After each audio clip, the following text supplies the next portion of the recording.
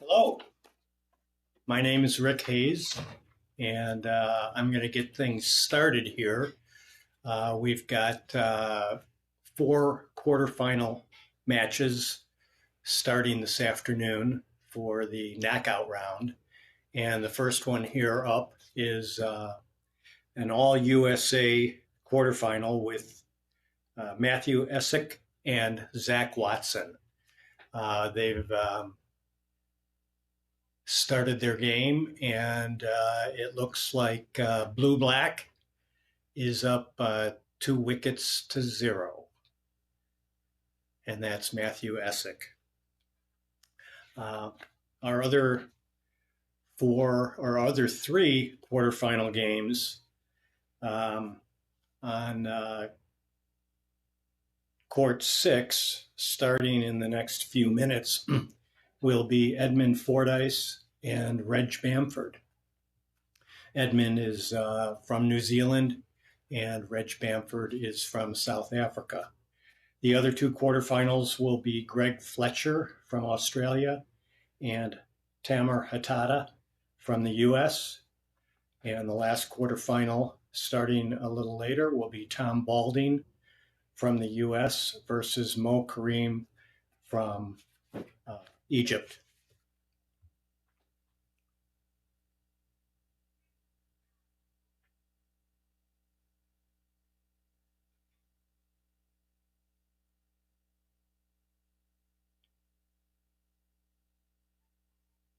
Okay, Zach is positioning for wicket 4. Red's already there.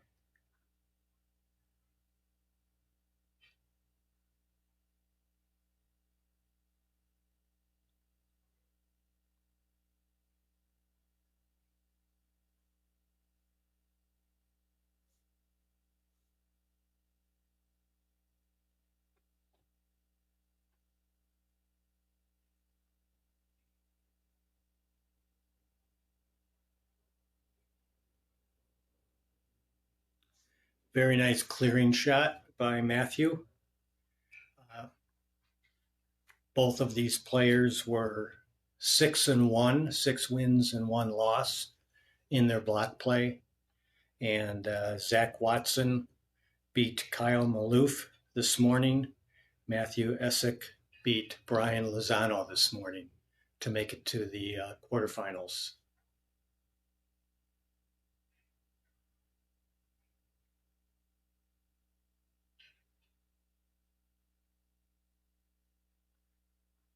As you can see on the scoreboard at the top of the screen, this is a best of 3 match, and we're in game 1.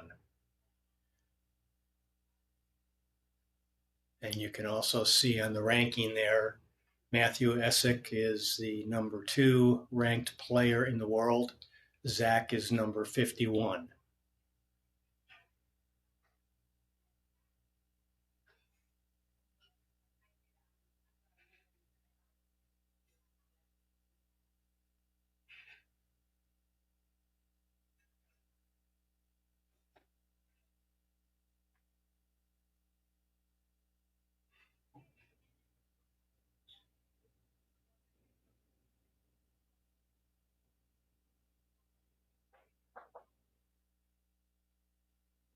Okay, a missed wicket shot from the line. Zach did not look pleased with himself there.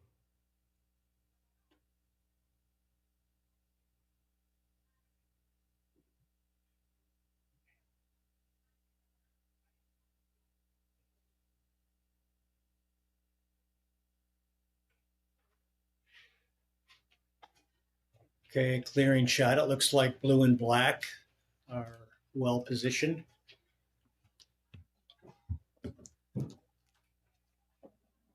Being joined here by Cami Russick. Hi. You don't need one. So we're live here. And we're watching Matthew and Zach Watson? Yes. Game 1 of the quarterfinal. You didn't.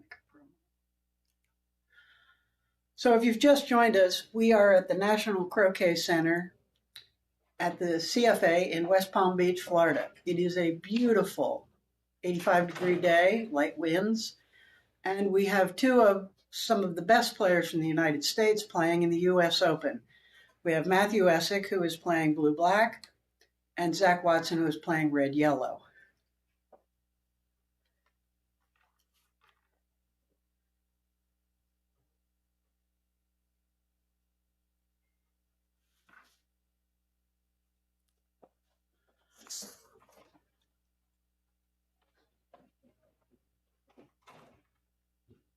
So Zach Watson is predominantly a six-wicket and AC player. In the U.S., he is very highly ranked in those, and 51st in the world in golf.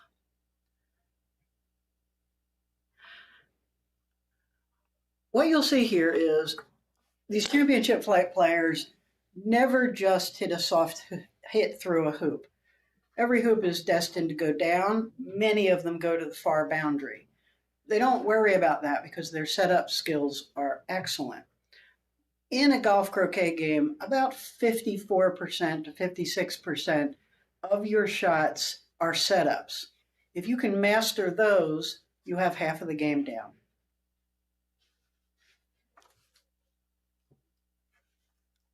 So black has come through and has a very nice position on hoop 4. Yellow, we have a little stutter in the camera work. Yellow is still in an enviable position.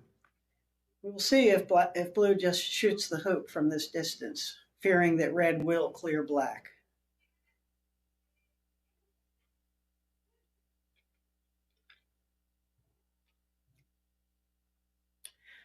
So with this setup, Zach is going to take black out of the contention. Problem always is that even from the back boundary, players of this caliber can clear. Now that's an interesting problem.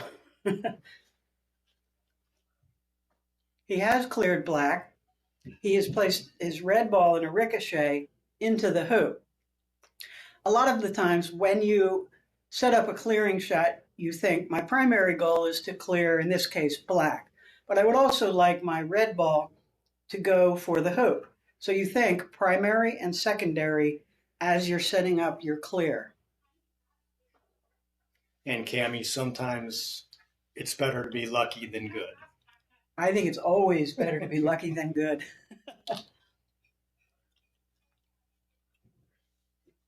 We were earlier watching two great games between Safe and Guy Scurfield, and Guy was quite lucky. He both pushed Safe out of the knockout and then beat him in the plate knockout. Do you think Zach will push red through with yellow here? I would. If he clears blue, even to the line, blue will still have a clearing shot on red.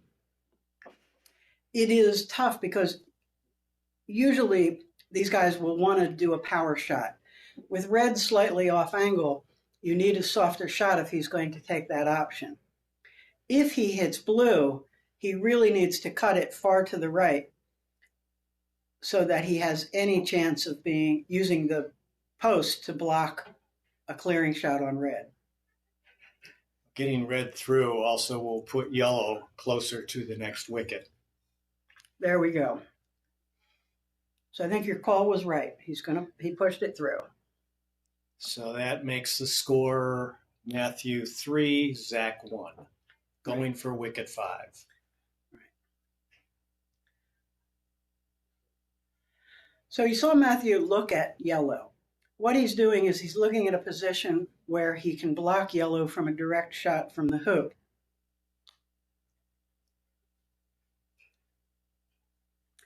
One of our sponsors for the 2026 U.S. Open is Karen Weiss. She is a very fine artist, and her beautiful paintings are available on the website. As we mentioned, the National Croquet Center in West Palm Beach, Florida, is owned by the Croquet Foundation of America. In the next couple of weeks, we will have the Stuber Open. It is an amazing tournament, especially if you are a 6-wicket player. There is over $30,000 in prize money. There is a competition for golf croquet players as well. And it precedes the Hall of Fame induction for the United States Croquet Association, which this year will be our dear friend Carla Rook and David Malouf. So if you're able, join us for the Stuber and the Hall of Fame dinner.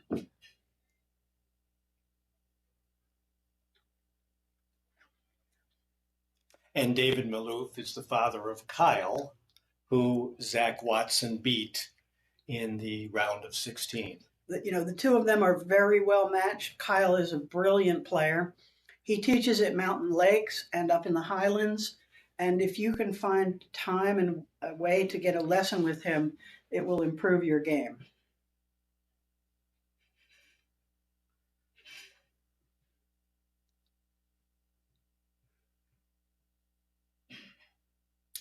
So Matthew did a nice job both clearing yellow and setting blue up. When red comes in, because of where yellow is, he may choose to take out blue rather than just setting up.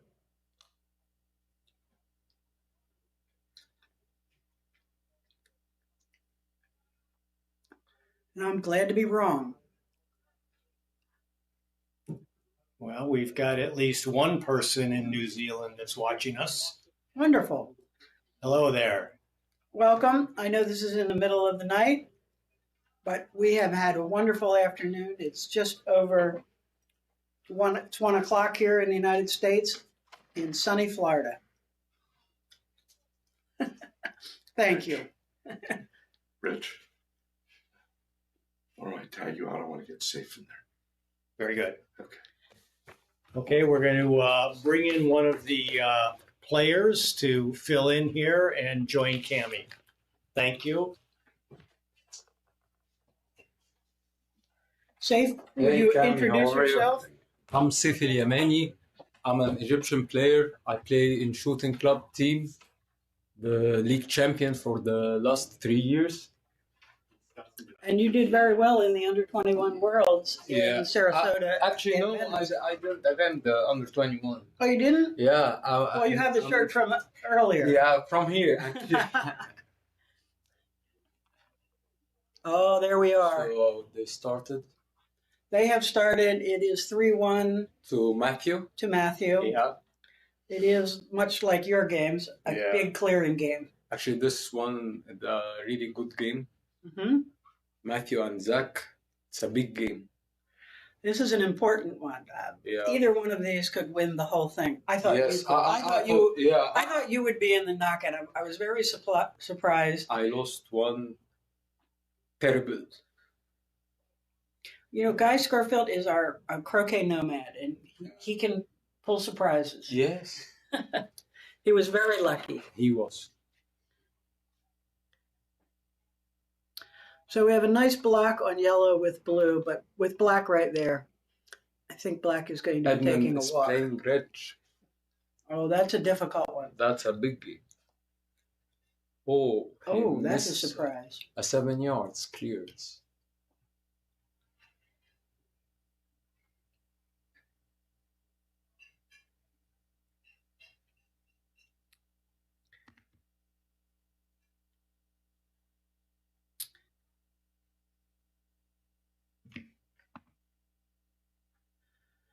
So this is Reg Bamford, was he 6-time world champion? I think in EC, In GC, I think 2 times, 2013, 2017.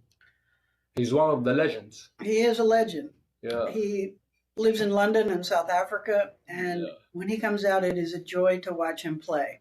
Yes. Edmund is from New Zealand. He is an up-and-coming player. He won the Open there a few weeks ago.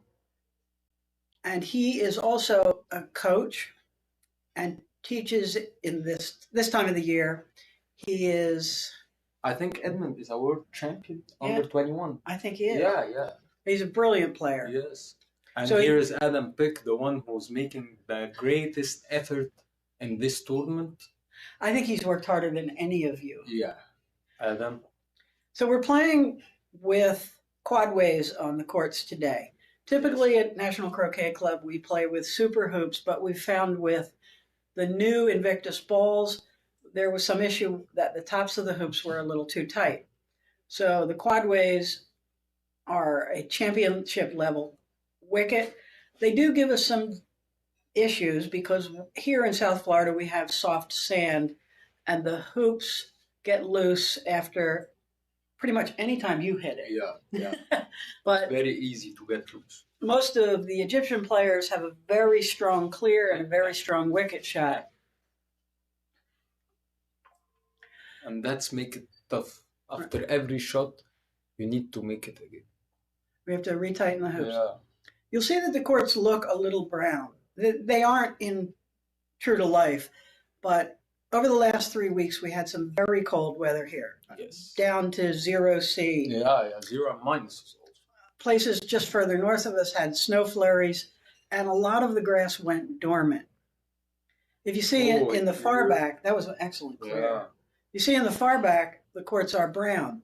That grass is being removed, and the National Croquet Center is adding 4 more courts to bring our total to 17. We hope to be playing them this time next year. So we will have a fantastic facility. We're going to add facilities in the back area with areas for beverages and lunches, and it will improve this facility to be one of the best in the world. Oh, another miss. That's a surprise for Edmund, isn't it? Yeah, I think Rich will gonna to up to 1. Even at this level, you all get nervous. Yeah, for Yeah? sure. Croquet, it's one of the easiest thing that make me nervous. It does? Yeah, Even you. And I think all the players. I've seen Reg sit down on his knees, put his mallet out, and meditate for a moment.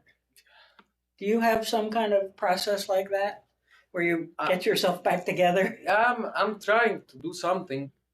You know, Amr al-Iberi told me كده a small tip. What did he Just say? to, I don't know how to say it, but touch your head. Brush your hair. Brush your hair after a miss. And make get it out of your head. mind. That's a brilliant idea. I got this from Amr al-Iberi. Just flick it away. Yes.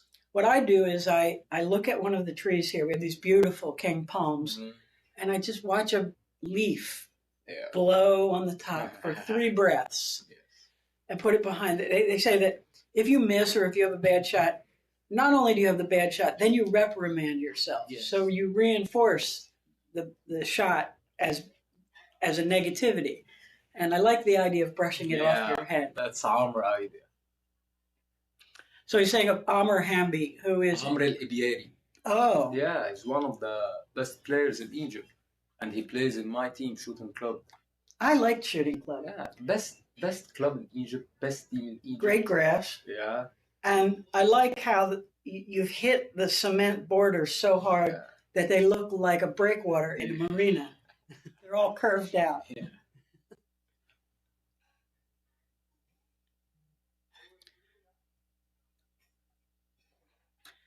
So it's 4-1 to Matthew. Yeah, it looks like he took 5 as well.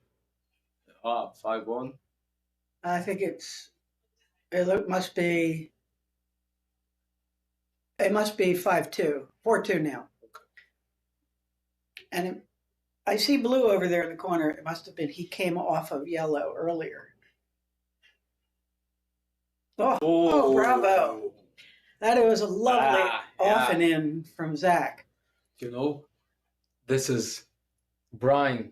Look, after the ball of yesterday, Brian this is Lozano? horrible. Yeah, not Brian. This is Darren. Darren did that? You saw the last ball that Zach made it with Darren? He did the same thing? No, he did the jump shot and he to hit the blue, and he hit the blue and entered to the hoop. Bruh. Oh, you didn't see it? Yeah, you should see it. So he pushed blue into the hoop and gave Zach the hoop. Very nice setup. Oh, yeah. These courts, because the grass is dormant, are very, very, fast. We expect that they will cut the lawns again tonight, and for the semifinals and finals, they will be like lightning. Yeah. The grass has not yet woken up from the cold.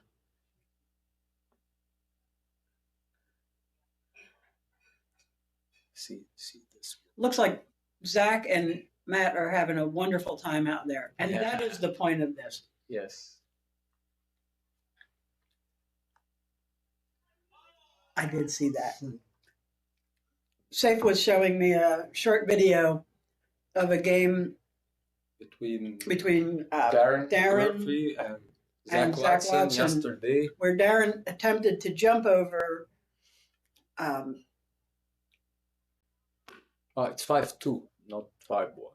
Yeah. Not He attempted to jump over Zach's ball, clipped the top of it, and pushed it through the hoop. Now it's 6-2 to Matthew. 6-2 to Matthew. Everybody's ball is clear. So this is my least favorite shot in croquet.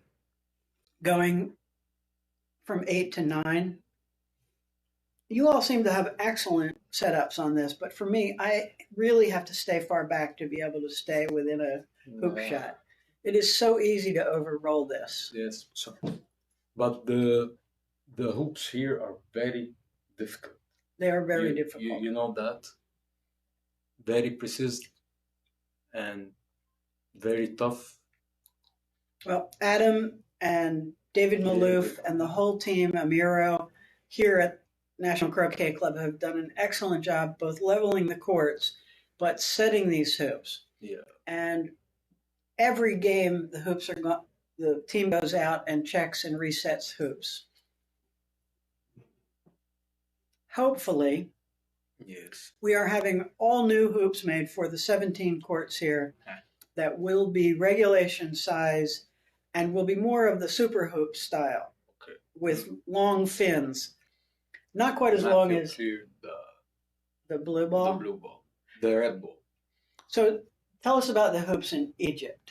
It's totally different. The material is different. The carrot, the design of the carrots, it's different. It's very long. Very long, and it's like the cone.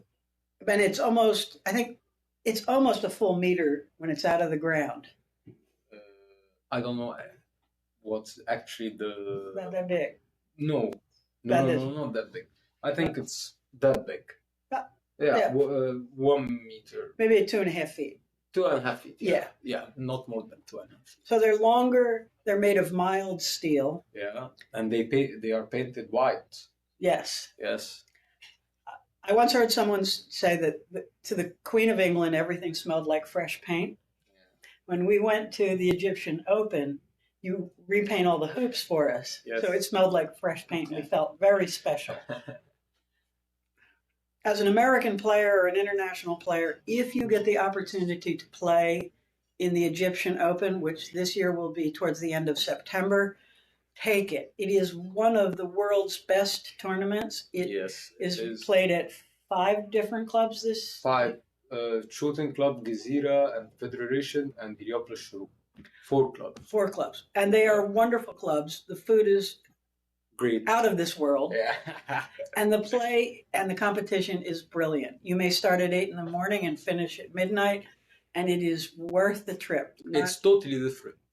It's something different. It is, and it's wonderful. It's very special.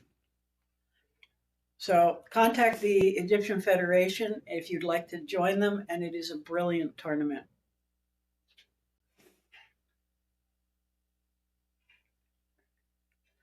Zach is feeling a little behind the curve, but they are happy. The two of them are chatting. Both of them. It's good to see. Yes.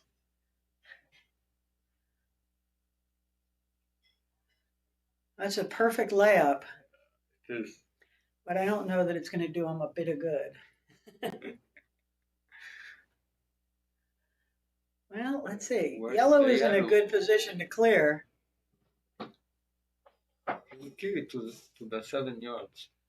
So that's a block on red. Even if yellow does get blue, red has to jump. There's an option for double ball. Huh? From my perspective, a lot of you, beautiful clear.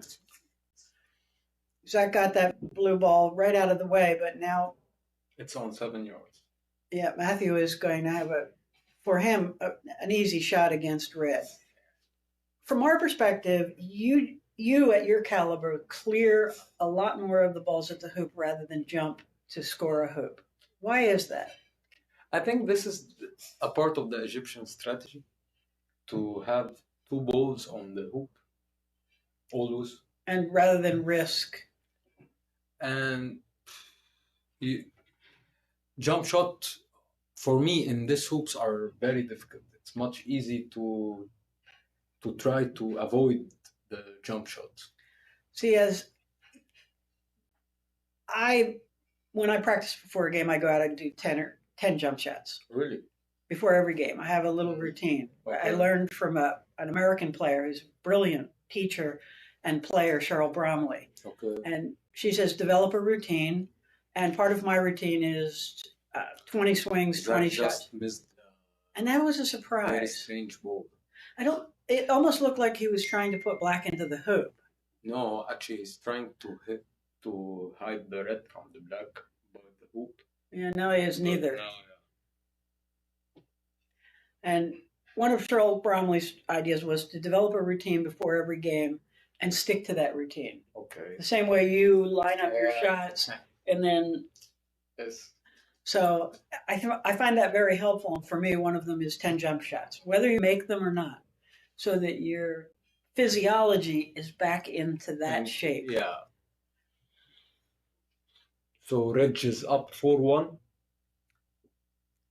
It's going to be tough for Edmund. I think this one, yes. And these are 2-game matches at this level. In the semifinals and finals, they will be 5-game matches. So let's see, which game are we watching now? So I think Tamer Hatata is playing Guy? no, Greg Felcher. Oh, Greg Fletcher. Yeah, and Tamer did very, very well. yeah, And in the last 4 years, his game has gone from being a club level game to being a championship international level game. His clears have become brilliant and his strategy excellent. actually played a very, very big match against Fauzi. And that was a surprise. Yeah, Fauzi has been playing very well. And that's the That's game. 7 and the 7-3. first game to Matthew Essick. Yeah, 7-3. Yeah, Fauzi's been playing very well. Yeah, actually, he didn't lose in the block. No. Yeah. I think he was the only one. Yes, he's the only one. Out of But, 32 of the world's best players. Tamer played very, very well. He has upped his game. His father-in-law is an excellent coach. Yeah. I remember years ago we were playing a game and I was in hoop 3. He was over towards the west boundary and he pushed my ball through and went and set up in front of 3. Oh. And it was the first time I'd run into that from a player in my blocks. And I thought, he learned a lot while he was in Egypt. So because we've all learned that you do play the next hoop. Yeah. If there's nothing you can do about scoring that hoop, you play the next hoop. So Edmund is trying to clear the blue. If he missed it, it will be 5-1.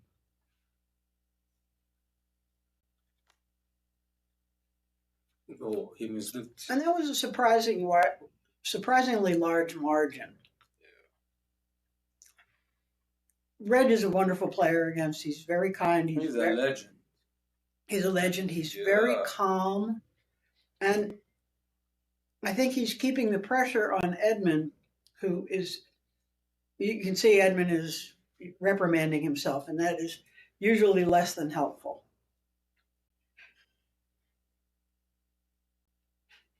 So Mo Karim is playing against Tom Balding.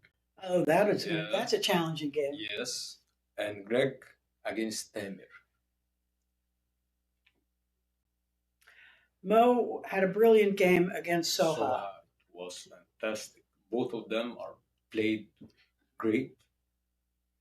It is a pleasure to have her here. We have Rania, Soha. We have Begonia, another woman player from Spain.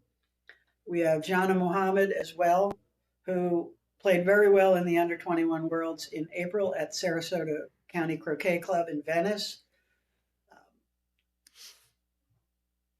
And this is a tough room, isn't it?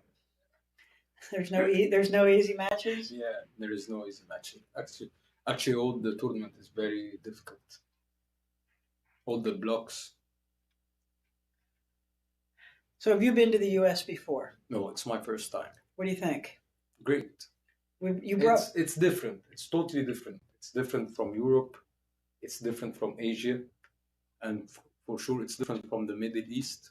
Yes. It's another culture, another way of thinking and life. And Is it more?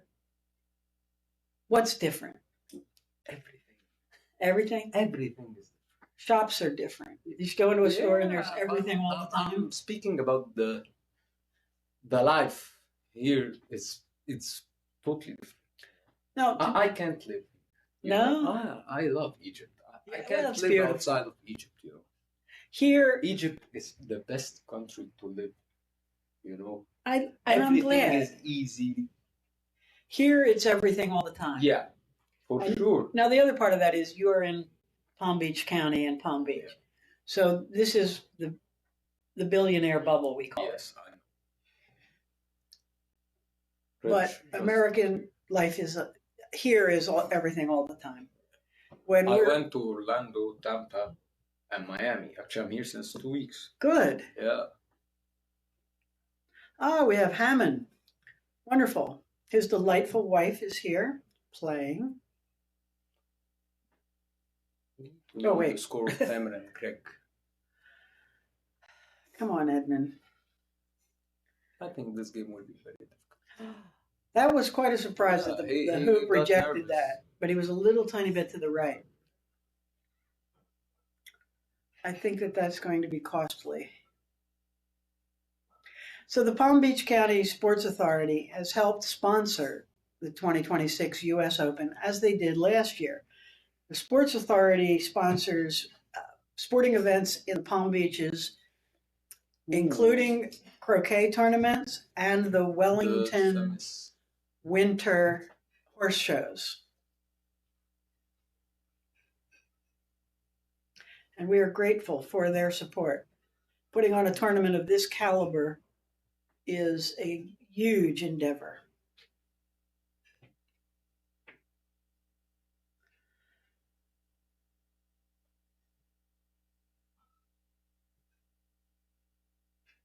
Was he going to try to? And that's You see in interesting. court 3, Mo Karim and Tom Baldi. Back in the corner, there must be in a break. Oh, one of them hit the ball so hard it came through to the.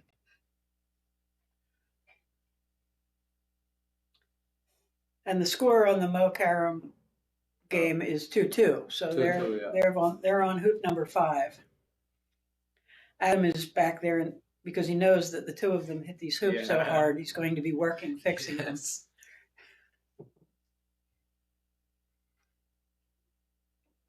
Shot. That was nice. He Yeah. left black at the boundary, so he has went 2 to the balls sideline, on. to the baseline. So.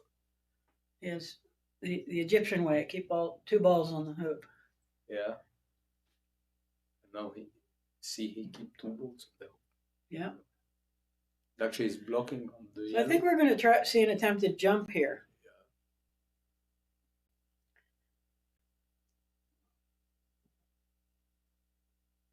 Oh, that's frustrating. What you see is See how the hoops. the hoops bend back, and Edmund's tempo, he kind of snaps his jump shots. That is a perfect jump distance for most players.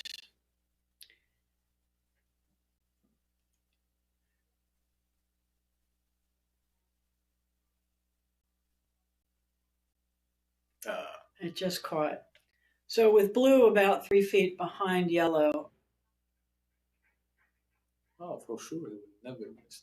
no, that's That's unfortunately an easy one, unfortunately. Yes. And Reg has more experience than anyone here.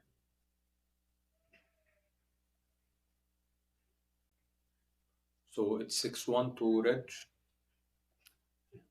Now, he did catch that a little bit on the side. You notice how it zoomed off to the right. I suppose he was hoping that it would go straighter and be set up down at hoop 8.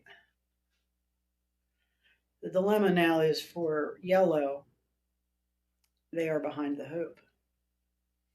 So getting your distance correct is much more difficult when you have to come through the hoop. We need to know the score of Tamer and Greg. I wonder if anybody's on it. I think now it's 3-2 to Mo Karim. He's a tough competitor. Yeah, he is.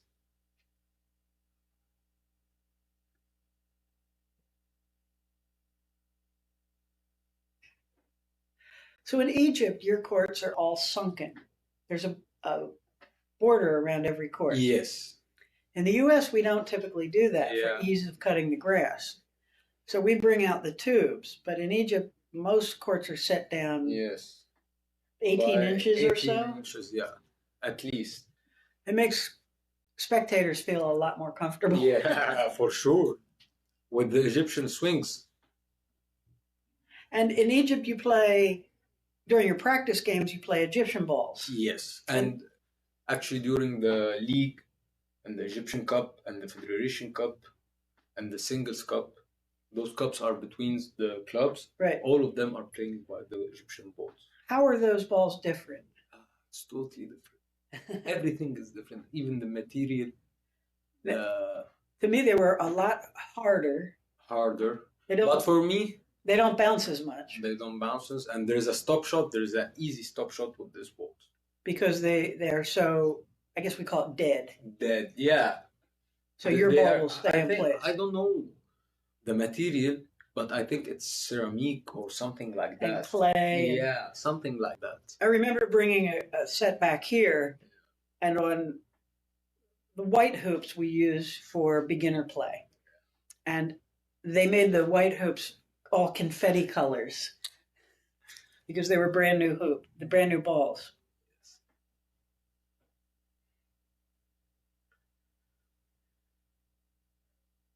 Oh.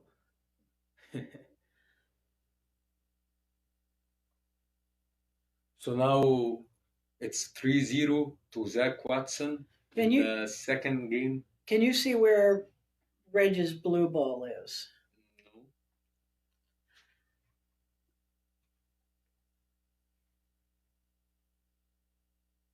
Must be towards the back boundary. So he's put yellow there to try to protect red from a clearing by blue. We see Yasser Said. Yeah. Yeah, he lost today from red. He played a good game, but it is tough out there.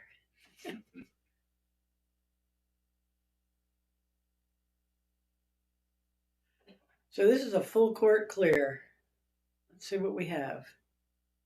Ooh. It was close. I think Edmund blocked. Yeah, because I think Edmund blocked the clearance. So he went for the hoop and just came off the left side of it.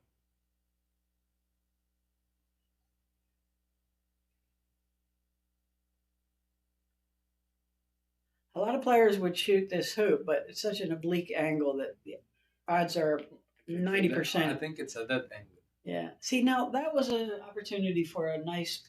He went to the 9th. Yeah, and he went to the 9th. He went to the 9th. So he's betting that black can't clear from the 7 yellow. Yards.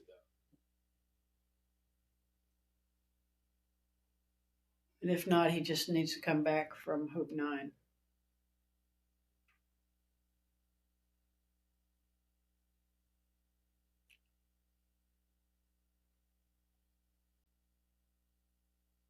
It was a nice split.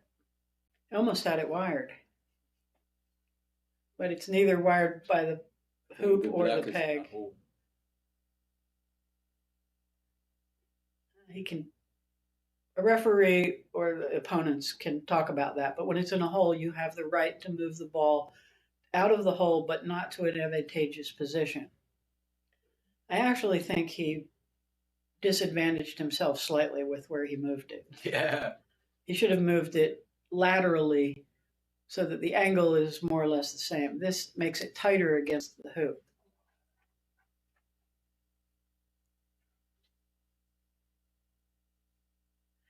In Egypt, there are many small holes in some of the courts. Yeah. And it used to be a habit of Egyptian players to move the balls often. But now, Ugh, big shot. Oh, that was a beautiful big shot. clear. Yeah. He got to the 7 yard. He really did. Yeah. So I've heard that the Egyptian players are now not moving the ball so much. Yes, all of them. All of them. Actually, we had a new rule book, Mm-hmm. and they are trying to make everything okay with the players. So they started to don't move any balls, Mm-hmm. and it really works. Once you get in the habit of it. Yes. You all have the wonderful ball boys at the courts. Yeah. There are terrific people. For American players who go there, we don't have that here, and it is such a gift. And you know, we're glad to tip the ball boys. We really appreciate their help. They're doing a great work. And they bring your We ball. just see Yeah, Edmund missed that blue ball. Karim missed Oh. the clearance of the 6 hoop. I think it will be 3-3 now. And Edmund also missed a clearance on the blue. And it's still 3-0 to Zach. Well, let's see what we have here. Let's see if black gets yellow.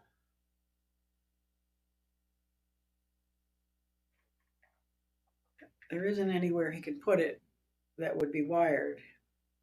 He'll just have to go for distance.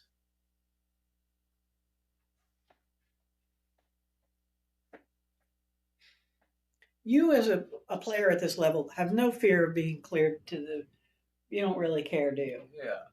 You come back clear from 20 yards, 30 yards. When you are playing on a court like this, Yeah, everything is easy. it is easy. Yeah. You make it look easy. It's like a snooker table. Oh, This is so smooth and yeah. flat. You know, our grounds crew here works very hard to keep these courts in good condition. Every once in a while, we have issues with grass fungus, and you can see some large areas on courts 4 and 5 and 8 that have been removed and replaced with new grass. Sometimes you just can't get I think ahead now of. it's 3-3 for Mo and Tom. That is a wonderful match. Yeah. And it's Looks 2-1 for Greg in the first game against Haddad.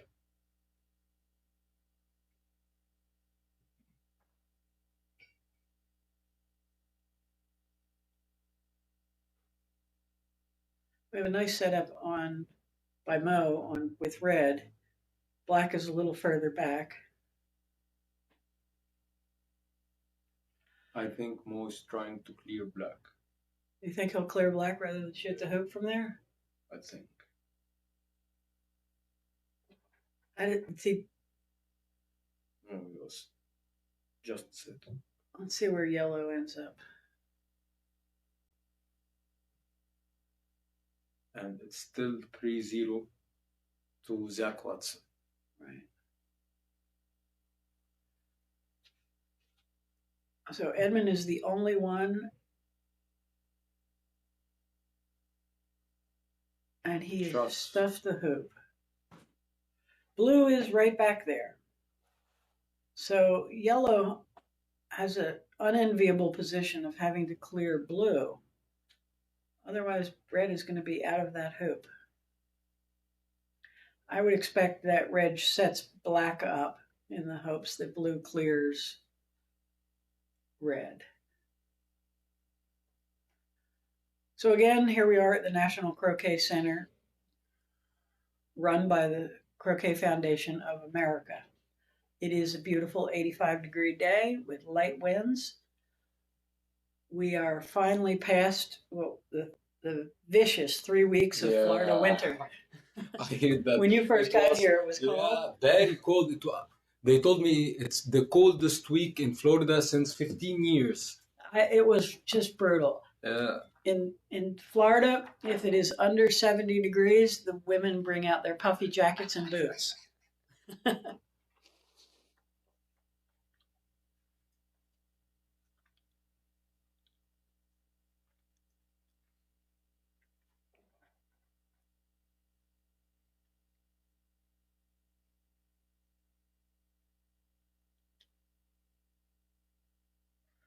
So we now have 6-2 for Reg against Edmund Fordyce, and they are off to hoop 9.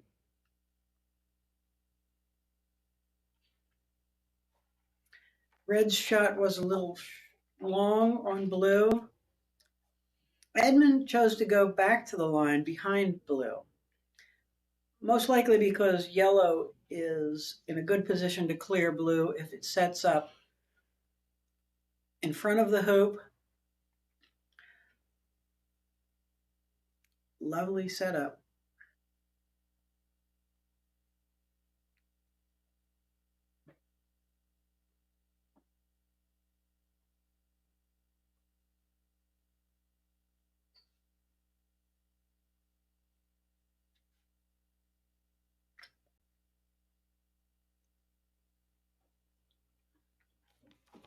I think Reg will gonna make a stop shot on yellow and leave Edmund to try the hoop from the line. From the line base. I mean, if they've asked for a referee, Yeah, probably to check the hoop. for sure. Yep. If Edmund does a nice clear, perhaps he can leave his blue ball in front of the hoop.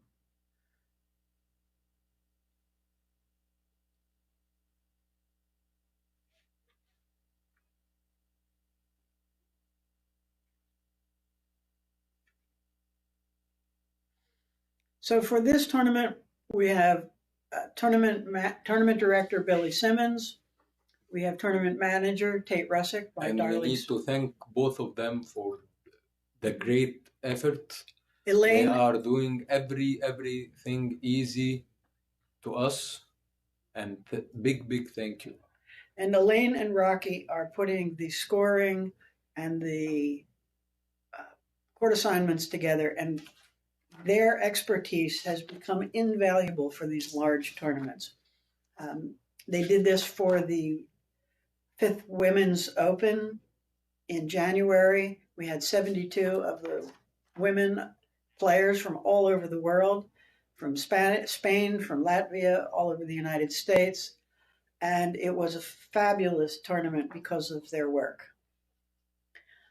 They are immensely well organized. They use cue cards for all of the scores, and the player names go on a board, so that when you come in, you know what court you will be on next. It's a very great system.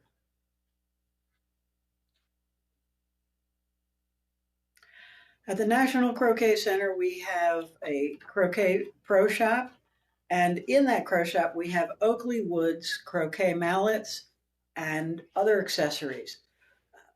Oakley Woods is a sponsor of the U.S. Open, and we truly appreciate their support.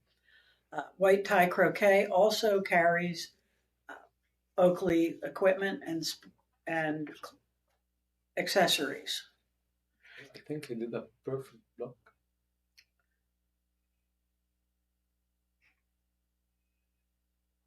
We'd like to thank all of our other sponsors, Oakley Woods, White Tie Croquet, Karen Weiss, and our donors, Kit Pinelli, Billy Simmons, Kim Beatty, Dave Goddard, Dave Kepner, Gay Cinque, John Brown, Trula Myers, and Bill Hunkenbein. We also have our gold donors, Alex Glasso, Alex Scanlon, Bruce Hinden, Carol Firth, Diane Wren, Jay Carey, John Dillon, John John Curlington. Dillon is my partner. I played with him the Pro-Am. He's brilliant. He is a USCA VP. Madeline Ambrose, Mary Glasso, Priscilla Flowers, who is also a referee for this tournament, Dick Boger from Pennsylvania, who we've missed dearly, Trevor Head, who's one of our young players, David McCoy, who assists with the running of the CFA, and Bill Reg Kuhn. won the first game 7-2. Bravo. Our silver donors, Alice Scanlon, Dave Goddard, Deidre Myers, George Carter, again, John Brown, Kent Lavorne for Katie Calloway, who are here playing. Kent is also a referee and is playing in the tournament.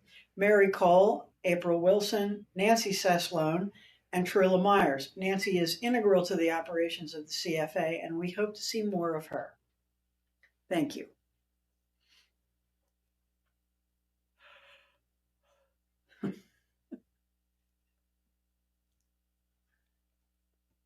So as you said, Reg got the first game, Yes. 7-2 against Edmund. And they are now, Watson and Essick, they are playing on the 6th, but I don't know the score. I think 4-1 to Zach. 4-2 now, maybe. It's 4-2, yeah. Oftentimes you have a run of a few hoops and you let your guard down a little bit. That's fatal, isn't it? Yeah. I think he's trying to free the yellow from the wicket. That's a risky business. It's risky. Because you sacrifice. If you can get it back to the line. You sacrifice by the red. No. You sacrifice the red. I think he did it very bad. It's very short. It's a little short. Yeah, very short.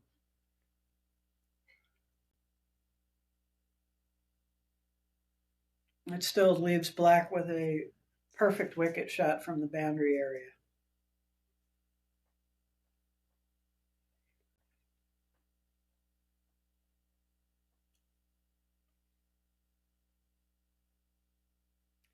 And again, we'd like to thank Karen Weiss for her sponsorship of the 2026 U.S. Open at National Croquet Center.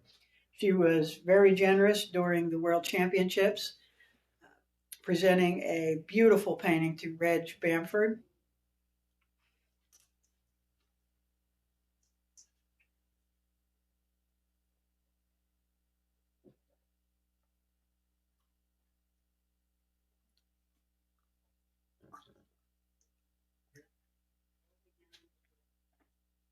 Now we see Zach and his wife doing some gardening in the middle of this game. Unlike a lot of the European and Egyptian courts, we have hedges around the courts, and if you get through the tubes, inevitably it is the black ball that you're looking for.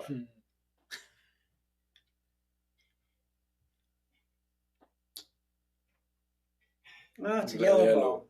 Good. Now it's 3-2 to Greg against Hateta in court 4. Well, I imagine Tamer is going to have to focus a little harder in bringing his game back up.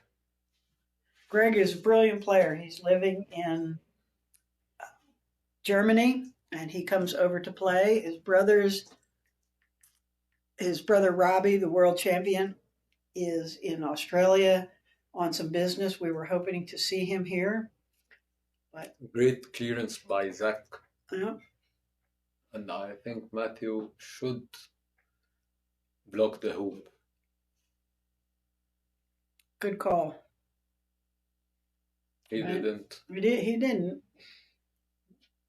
Red is in a good position to clear Black later on. I think he's playing on the hoop.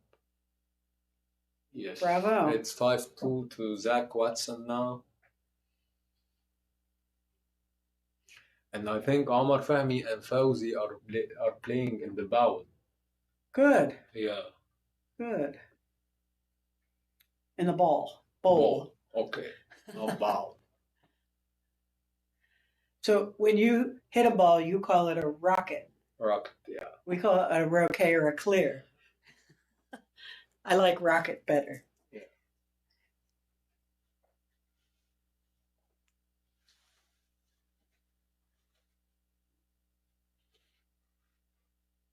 Zach actually is very accurate player.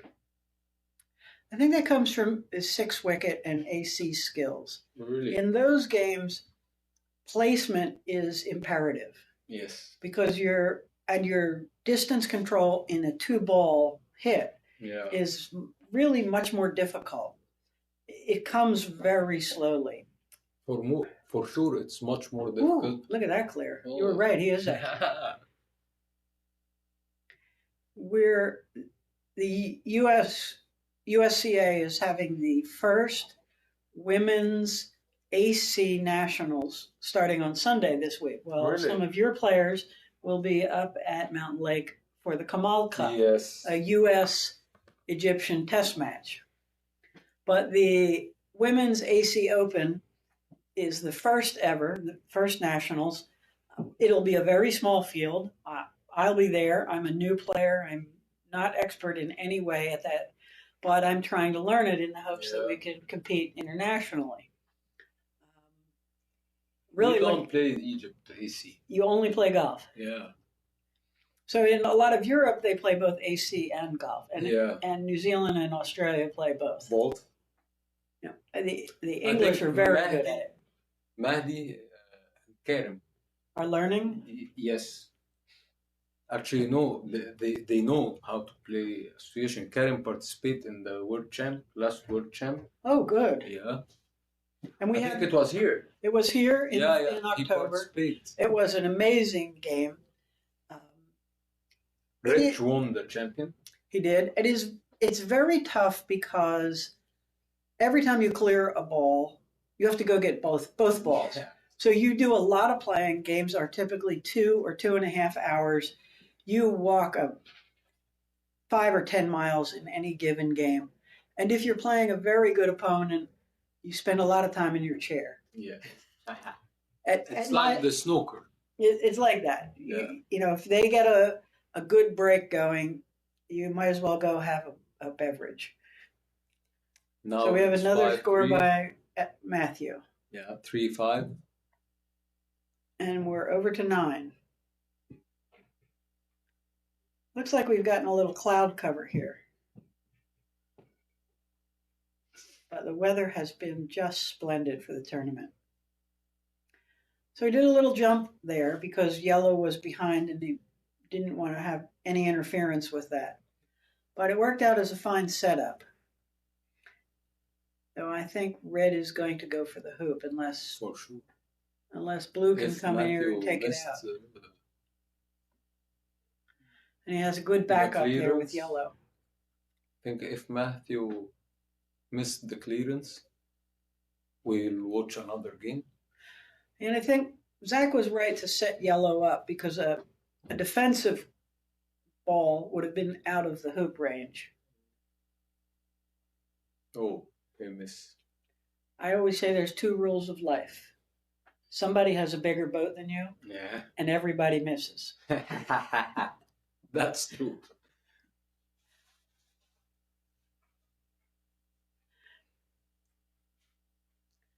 We have IDO live streaming for us. They have done a phenomenal job. They have cameras all over. We have mic'd players.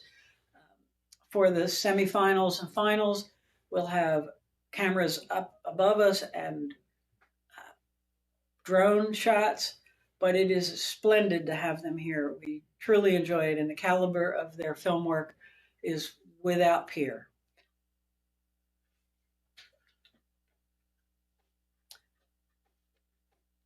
So Zach was a bit behind the hoop there, had no real choice.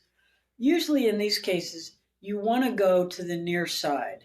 That way, if your opponent clears you, you're mostly just to the near boundary as opposed cross court.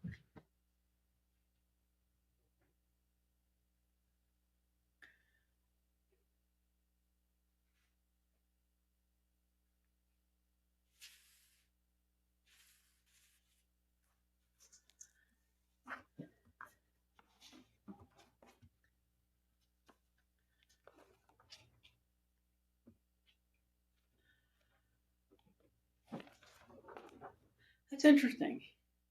He's not taking the hoop shot.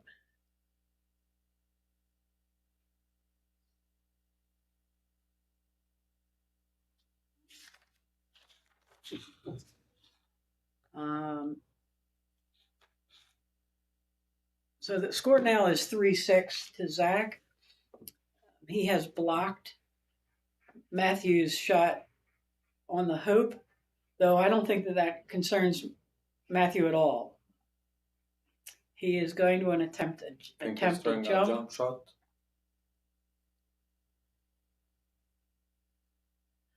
Oh, it just caught the edge of one of the posts. So I've seen this game is over. I saw a splendid jump shot from Matthew one time. They were playing, again, hoop. In this case, they were playing hoop 8. Matthew was back where the red ball is now, behind hoop 10. He jumped over the peg, over the ball that was in front of the hoop, and through the hoop on 8. Really? And we have a video of it. It was extraordinary. I don't see it. So I see that Matthew is one of the most talented players that I have ever seen. And he started as a child, like a lot of you do. His father taught him how to play. He started as a child. And in the United States, we don't have the kind of development program that you all enjoy in Egypt. You have clubs and club teams, and when you were in school, you came after school and practiced. Yes. Here we have, some people like to call it adult daycare. Oh, okay. It is because of croquet in the United States has expanded in the clubs. It's usually an older group of people. And So we have the second game to Zach Watson. The second game. So in a lot of places there are municipal courts. In New Zealand and Australia, most of the courts are community owned. And they have a lot of younger players because of that. It's much more affordable. In the United States, it's the private clubs. It's private clubs, and there's a lot more tennis and paddleball and pickleball sports. We'd like to thank White Tie Croquet. Vicki Johnson has a wonderful line of croquet clothing, exquisite quality, and she is here at the National Croquet Center and online. If you are nearby, you can come and peruse the racks. There are some wonderful items and sale items for men and women as well. So we are at, the second game goes to Zach Watson. 7-3. 7-3, and we are at 1-1. On the first game, on court 6, we've got Reg Bamford taking Edmund Fordyce 7-2.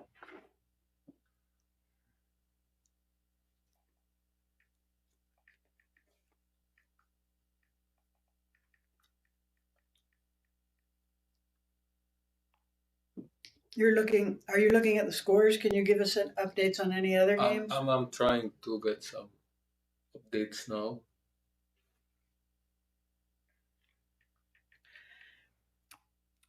Blue did a wonderful cross-court clear on So red. now it's 4-2 to Greg, first game. And I'm Against Tamer. Against Tamer Hatata, yes. And I think we're going to see the scoreboard of Tom and Mo. Karim lost the first 7-3. Ooh. So Balding first won the first game 7-3 against Mo. Tom did? Yeah. That's quite a surprise. Yeah. But actually Tom is a very good player. He's an exceptional Very player. aggressive. You know, he played very aggressive. You know, that's the fun of it. And Stephen Morgan is also like that, a very aggressive player.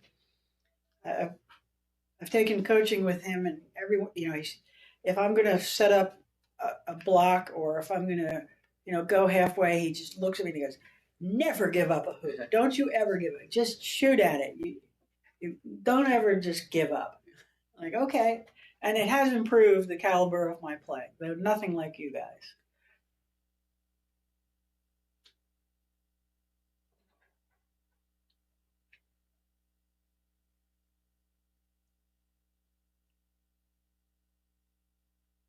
So in the lower right corner, you can see some of our sponsors, Oakley Woods Croquet. They're beautiful new mallets.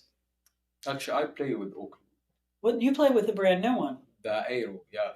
With the open sides. Yes. I think Don is coming tomorrow. Good. Yeah. We have I'm waiting him because he's making a new mallet for the Egyptian bowls. a little denser. Yeah. Yeah. We my husband and I, Tate Russick, we make mallets, diesel mallets. We use Really? we make the 3D printed interiors, a carbon fiber shell. Most players choose a stainless steel ends, and we have a tension rod in between them. Do you have one? I want to try it. Yeah, I have mine. Okay. And Danny Honeycutt plays one, which he calls the honey shooter. John Brown plays one here. Sharif Abduwahab plays 3 or 4 mallets that we've built for him for championships. And we build we like to say we build custom mallets for exceptional players. But they look much like the square version looks much like the trimmer mallet, which is built in England, which is an exceptionally beautiful mallet. But we decided on a very high-tech approach.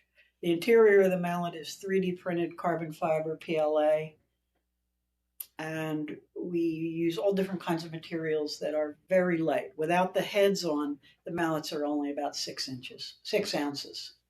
Really? So there's nothing to the weight without the stainless ends.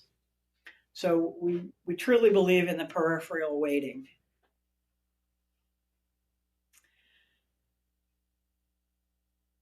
How are we doing here? They're still working on the first hoop here.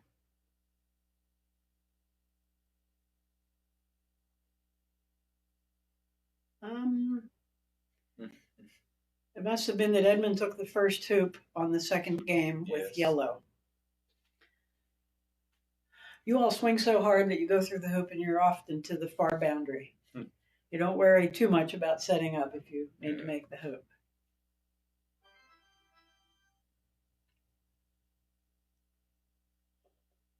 So Reg has a fairly good long setup. I imagine Edmund will try to tuck it in front of it. There is, like every other court, a lot of character on these courts. I have the match. Well, good luck. Thank you. I hope you prevail. Yeah. It's been a pleasure commentating with you. Good luck, Thank you. Say. It's my pleasure.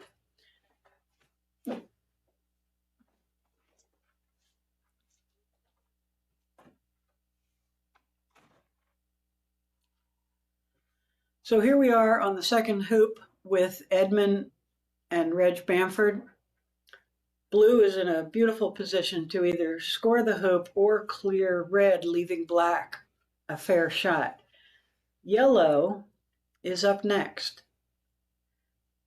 If yellow can have a fair shot against blue, it would leave red a clear hoop shot.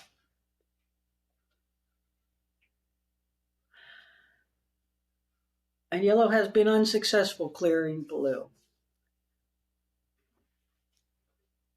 There are a lot of players who are confident in their hoop making ability, but what we have seen in this tournament is a more conservative approach to controlling the hoop. So we obviously will see Reg clear the red ball.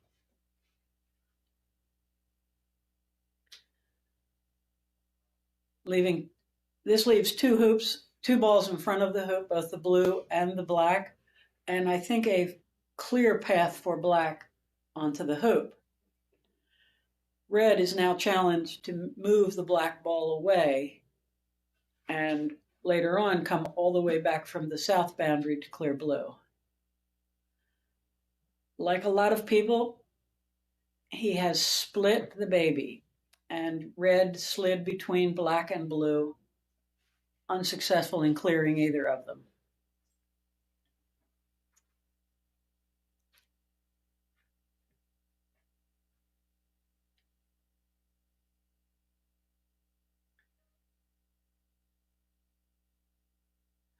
And black has been successful scoring hoop 2. That brings the score in the Edmund Fordyce Reg Bamford second game to 1 hoop each.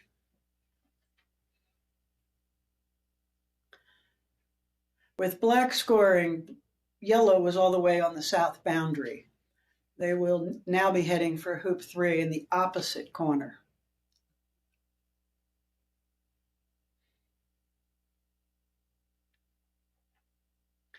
And as yellow rolls across the field, we see that you set up a very nice but long hoop shot for yellow on hoop 3. Again, we'd like to thank our sponsor, the Croquet store at Oakley Woods Croquet. And as Safe told me, Don Oakley will be here at the National Croquet Center tomorrow, Friday. It is a wonderful opportunity to come and try mallets and different shaft types, whether they be the more rigid shaft or the flexible, or a travel shaft for those of you who like to take your mallet with you to games away.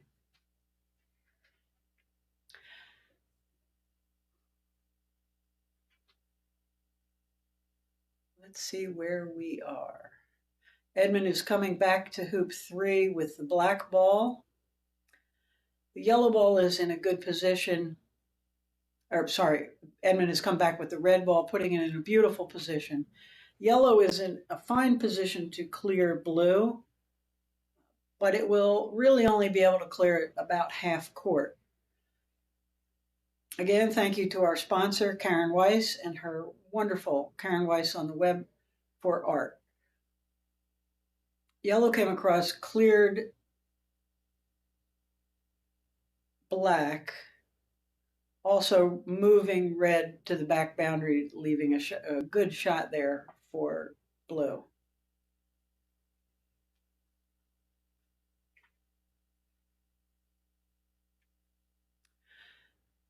On the Matthew Essick, Zach Watson front, they have finished the first of their three-game match with 1 game to Matthew and 1 game to Zach.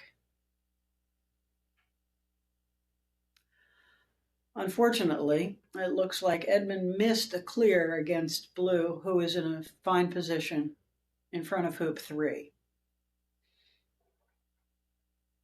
With red far out and behind blue, I believe that Reg will take a shot at this hoop rather than just set up in a better position.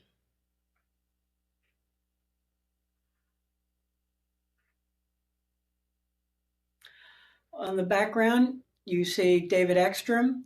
He is one of our USCA Hall of Famers, and today is his birthday. So those of you who know David, please wish him a happiest of birthdays.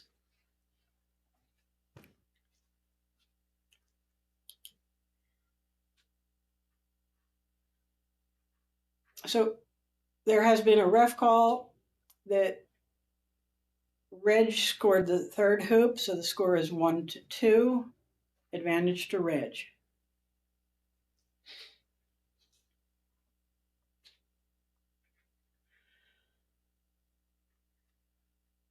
In previous years, most competition was held with Dawson croquet balls. After some regulations changed, Dawson was no longer able to make the balls that had been very famous around courts in the world, and they had to change the composition. During that time, Rob Fletcher and family created Invictus balls, and the Invictus balls are now the world standard for high competition balls. Here, we play all Invictus balls at the National Croquet Center. We have both the primary colors, blue, red, black, and yellow, and the secondary colors, which we remember the names of Good People Bring Wine: green, pink, brown, and white. Also, Invictus is now making striped balls for clubs that like the more traditional alternates, and the National Croquet Center will have those as well. So blue is attempting to set up a block, but the question here is, do you clear black or do you shoot the hoop? Knowing that yellow can clear blue away. So Edmund is taking the more conservative approach and cleared black. I was surprised, however, that he didn't direct his clear better so as not to have red so far away from the hoop. Black went to the corner and without much risk will come back. Gave black long enough of a shot, but black was successful in clearing yellow. That leaves blue in front of the hoop. Yellow is rolling all the way towards the west boundary down by hoop 2.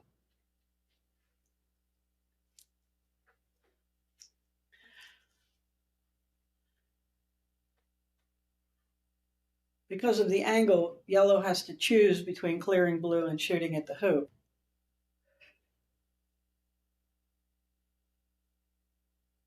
We missed that on the shot, but yellow skimmed by blue without moving it.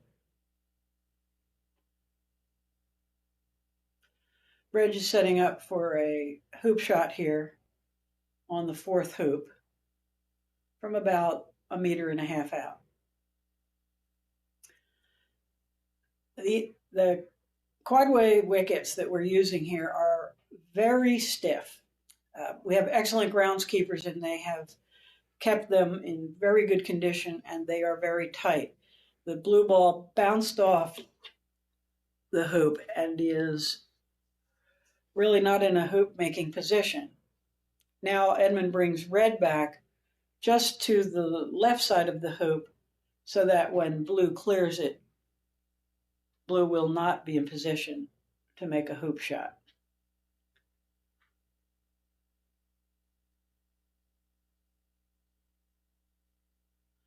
Black came in from the last shot against yellow and is far to the left side of the hoop. It has a possibility of stuffing the hoop on the next round, but more than likely will clear an opponent ball.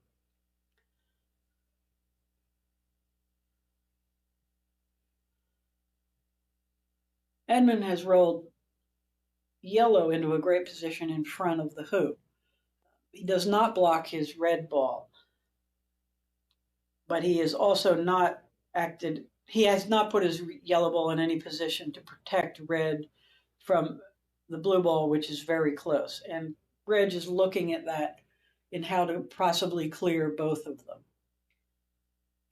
Sometimes it's worth it to try to clear both, in this case hitting yellow and having it hit into red. But red is in such a superior position in front of the hoop, it is quite a risk.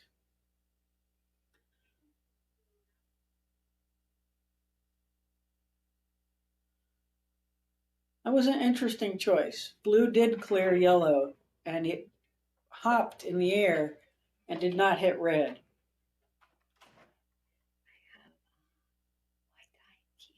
Cool, wonderful. Vicky, bravo. So Edmund set up beautifully in front of red. Reg's attempt with blue to clear both balls by clearing yellow into red was unsuccessful. I imagine that this will be a 2-2 game shortly.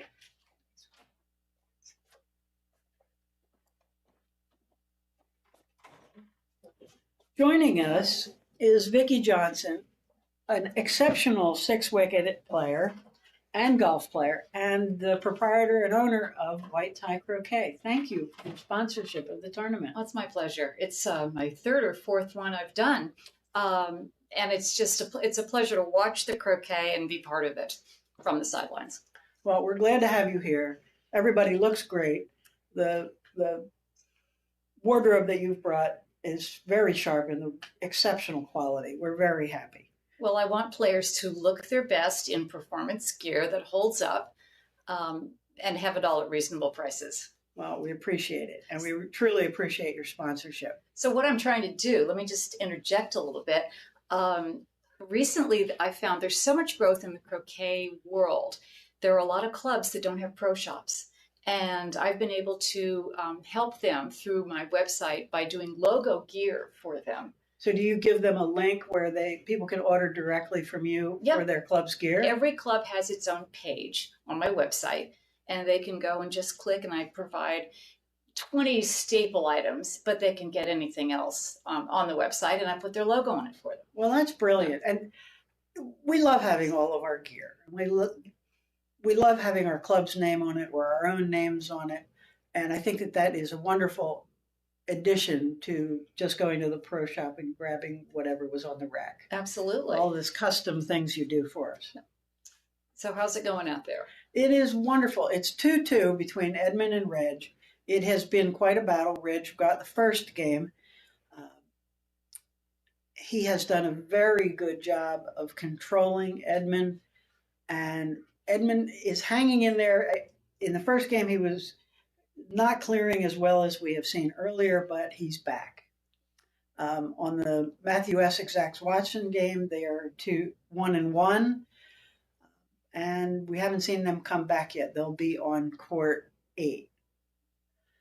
In the background was the Mo Kareem Tom Boulding game.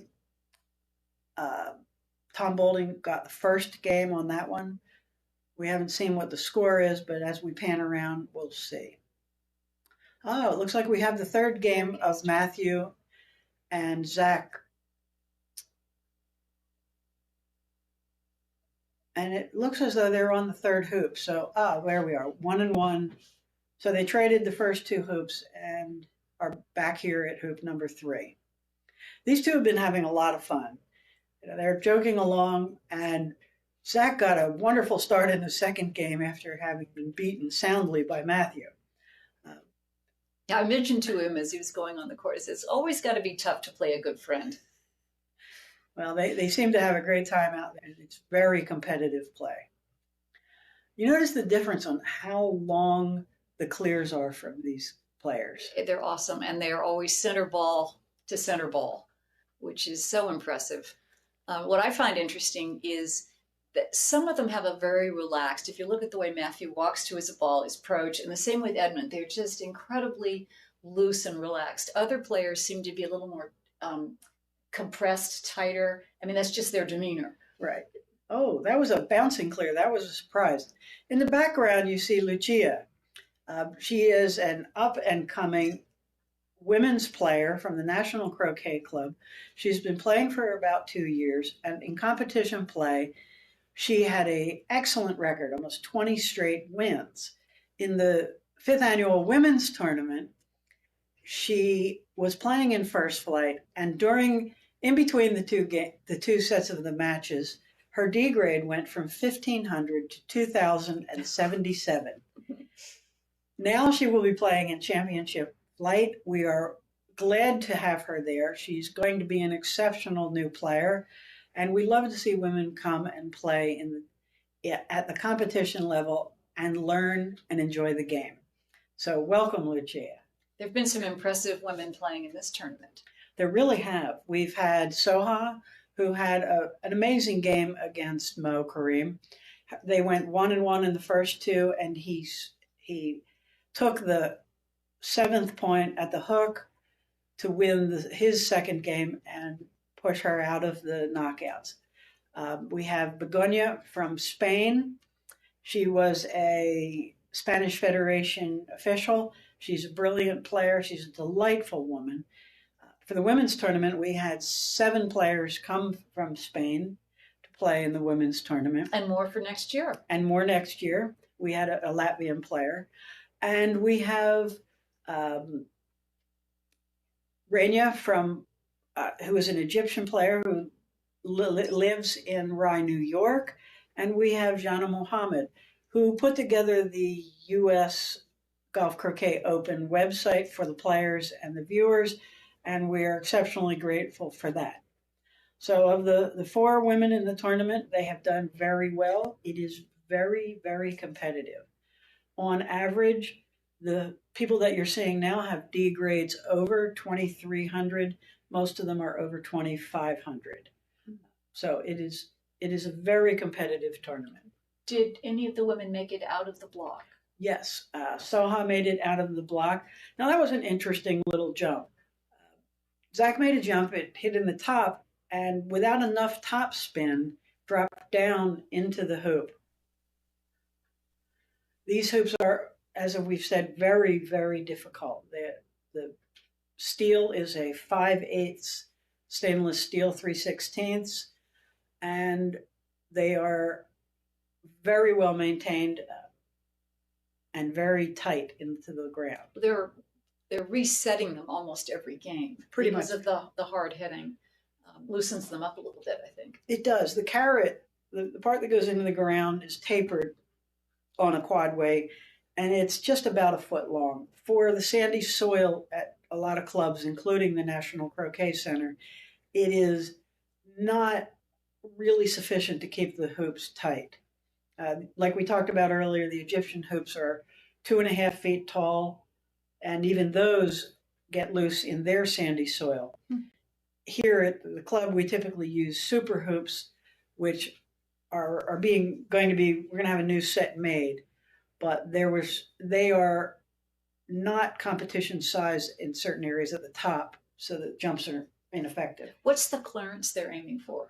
A hoop is 12.5 inches from the ground to the top, and the width should be 3 11/16. We found some of the old super hoops that were smaller by more than 1/16 of an inch, and the ball's stuck, but these are exactly 3 11/16. So is that a 32nd of an inch clearance? It's a 32nd of an inch clearance, and the rules allow you 1/64 plus or minus for world-class competition. Basically, in a perfect world, it's less than a dime is the clearance. So when you see how hard they're hitting them and how some of them don't even touch the sides, it's pretty impressive. It's really impressive. And they hit them hard because they're looking for that little bit of a funnel effect. With these quadways, sometimes a little more topspin can be more effective. So this is an interesting play here. He's tried to block his opponent. If his ball touches the line in front of his opponent, if they were to call a referee would tell them that red, when it comes in, can be on either side of blue. It does not have to be on the right side or the left, where it is. See, because it doesn't touch blue, it has to stay where it is. And he's blocked. And he's not blocked. He can take blue off the court. It. Okay. Because blue touched the line. I see. All right, so it didn't do what he intended it to do. No, he wanted to just be a smidgen out as a block. You, as a 6-wicket player, know how difficult that is when you get close to the line. Oh, it can be devastating if you put your ball right next to the other one. They have absolutely no latitude to move. That's right. And in 6-wicket, unlike AC, you have to maneuver within that skinny little 9-inch area, don't you? Which is really tough on these fast courts. Apprenticing is the best way to play it at AC, and even at 3 feet in, I'm often out. Anyway, I should probably get back to, unless you need some. All right, well, it's a pleasure to chat with you. Well, good. Keep up the good work up here. I think it is, I understand there's a large audience. And it's good. There is. Yeah. We don't know. Well, I would love if you'd send somebody up to join me. And Vicki, right, we'll thank you again. All right, Kimmy. Thanks a That's lot. White Tie Croquet for wonderful new gear.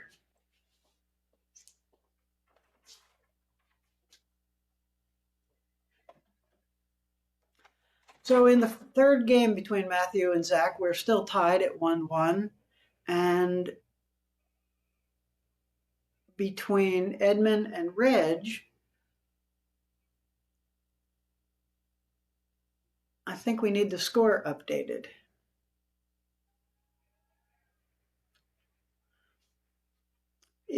I'm wondering if the board in the pavilion has the updated score on the Edmund and Reg game, because it appears that we're playing hoop 7. We are. Okay. This is game 2 between Edmund and Reg, and the score is 4 to Edmund, 2 to Reg Bamford.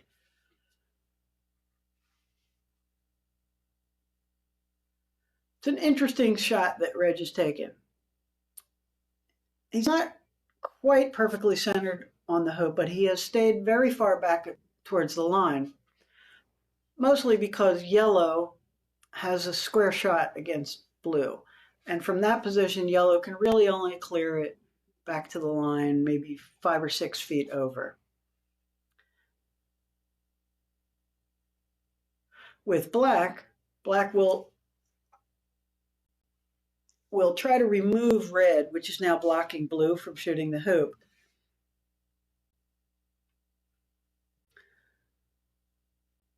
Surprising. Instead, black has chosen to try to block red from the hoop and set up. That leaves blue to the opportunity to take a clearing shot against red when its turn comes. Here, yellow really sees the risk, and Edmund is going to look at the ball to see if it is worth clearing blue with the risk that blue stays in a good position back on the north boundary, or to clear blue at such an angle that yellow goes back to the boundary. Unfortunate. That's what he was trying to do. He was trying to hit the left side of blue so that blue moved all the way over towards the west boundary. Instead, his ball just slid off to the left a little bit, clear, without ever hitting blue. So blue now has pretty much a clean shot against red.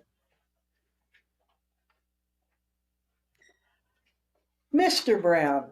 We are now joined by John Brown, Executive Vice President of the USCA. Hey, Cammie. And a handsome and expert player. That's a stretch. Welcome. Okay. Thank you. How are we doing here? I've been watching Reg from the patio. Yeah, they're battling it out. A really nice tight game. Edmund is coming back. If he can keep his wits about him, I think. So I noticed a shot down here for this hoop where Reg was trying to block. He was trying to leave the ball out on the court. Mm-hmm. And he was very carefully marking that to try to keep Edmund from clearing. And he kind of overrolled it, rolled out. So then. Right. And where he was back here by the left of where the mallet is now. Well, we'll see. And that allowed Edmund to remove the ball, since it did go out and remove the ball and back it off. Yeah. So that's an interesting issue. There's a quirk in the rule that says if the ball is out, has gone out, but is not brought back in, and another player. And the term for that is it is an object. It's not in play. Yeah. So you move the ball. If an opponent then tries to block it by going to a position in front of that. Yes. But then they touch the line, so they're also now an outside ball. Outside agency. Outside that's agency. What it is.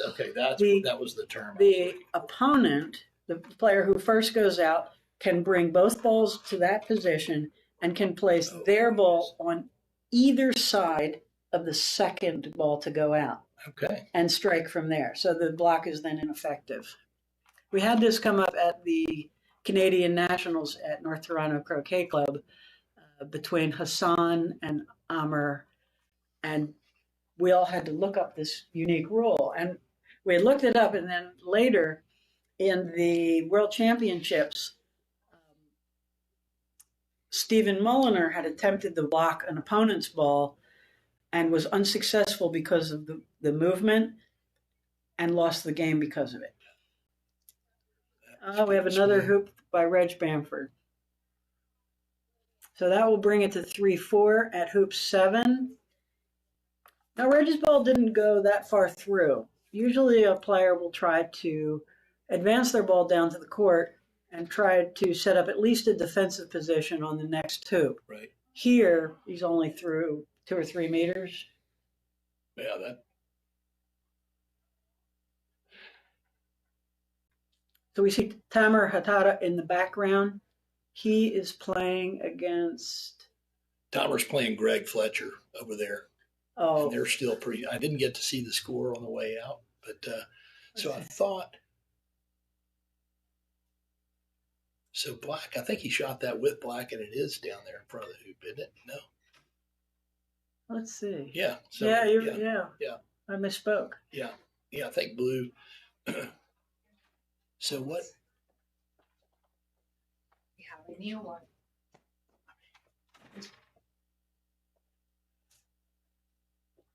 Oh, Chemo. well, I appreciate you all listening to me, and I am being replaced by a much better commentator, Muhammad Kamal. Thanks, Is Kenny. our National Hall of Fame champion. You bet. Thank you, Cami. Tommy, welcome. Hello, everyone. Oh, are we on camera too, my friend? We're not. Wow. Good to Okay. see you. All right. Oh, here we are. We are now. Oh man, Fantastic. I have to look down here to this. we're gonna now be. Fantastic. We just ruined the shot. Chemo. Well, that's what we're here for. Okay. So Reg just won that last wicket with black, and he went on down the field. The other three have set up there, and now it's yellow to shoot. So first game went to Reg Bamford, 7-2. Yep. And then Edmund is up 4-3. Okay, so I think, does he have an open hoop there from there, or is he gonna? Yeah, it looks like it, but He's looking like yeah, he's actually he has it on blue to send it far. So he had to cut it from the right to send it to the far end of the court, and and still remain relevant back there in back of the hoop. yeah, and That's the good. main thing is to keep red in place. Yeah. Because red is going to play after the blue ball. Right. So Rich has a really interesting routine. You see, he lifts the mallet up. Yeah. And then goes back slowly. And, Yeah, I notice his pre-shot routine. You know, if there's someone to emulate, he works very, very hard. He practices. Yeah. You know, endless hours. But his pre-shot routine is identical. It's almost exactly the same. Yes, and he has a very good control over the swing. Like you feel like he controls the swing in every single moment of the motion. Back swing, forward swing, and it's just amazing the way he practices also. Now, you two played this morning. No, we played yesterday. Yesterday, yeah, that was in the block. Yeah, yeah, he got me 10-7.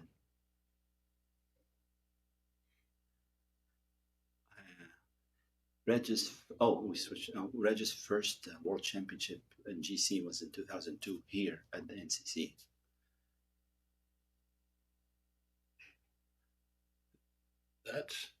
So now this is the second game with Matthew. Okay. We moved over to Matthew and Zach's game. So we're in the midst of the third game. Matthew took the first. Zach took the second. Look at this. Matthew's up 3-2. This looks exciting.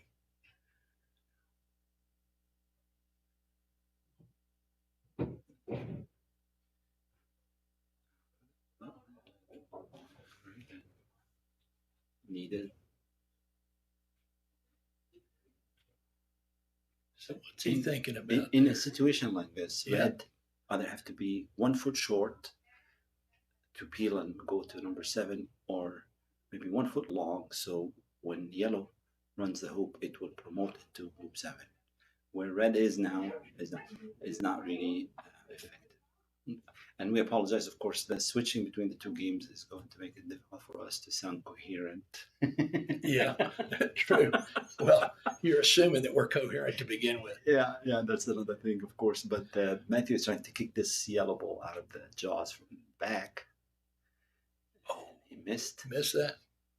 So you see, See that very much. what I'm saying now is that if red was a little bit in a shorter position, more in front of the hoop, More directly behind yellow. Yeah. So now he's putting that. What I'm saying, the option is to peel it, to run it, and then red promote yellow. promote it. Yeah. Okay. Okay, I see that. And he did. Tell you what, Zach's AC game, his association rules game, and the need to Croquet balls into position, Mhm. into perfect position, Mm. is something that he has acquired, Mhm. and he's very good at. Right. Yeah, that is true. So if you just joined, um, I am here, Mohammed Kamal, with John Brown, and we are volunteers to do the play-by-play for this tournament. Commentation, you'll understand pretty quickly why we don't. It's not our normal job. Right. Yes, it's not our normal job. Just for this, so I speak for myself. But I think I have a horrible voice. You do not. But that's fine. I don't need my voice to earn my living. Thank God. Not a bit. Not a bit. But to say it, Mohammed is in the Hall of Fame here, Thank you. and is a very accomplished player. Thank you. And so we're lucky to have him here with his knowledge, and he's going to have to drag me along with my lack of knowledge of golf croquet. Mine is primarily American six-wicket rules. Yeah, thank you, John. No, I will do my best just to at least try to make sense of what's happening in front of us right now.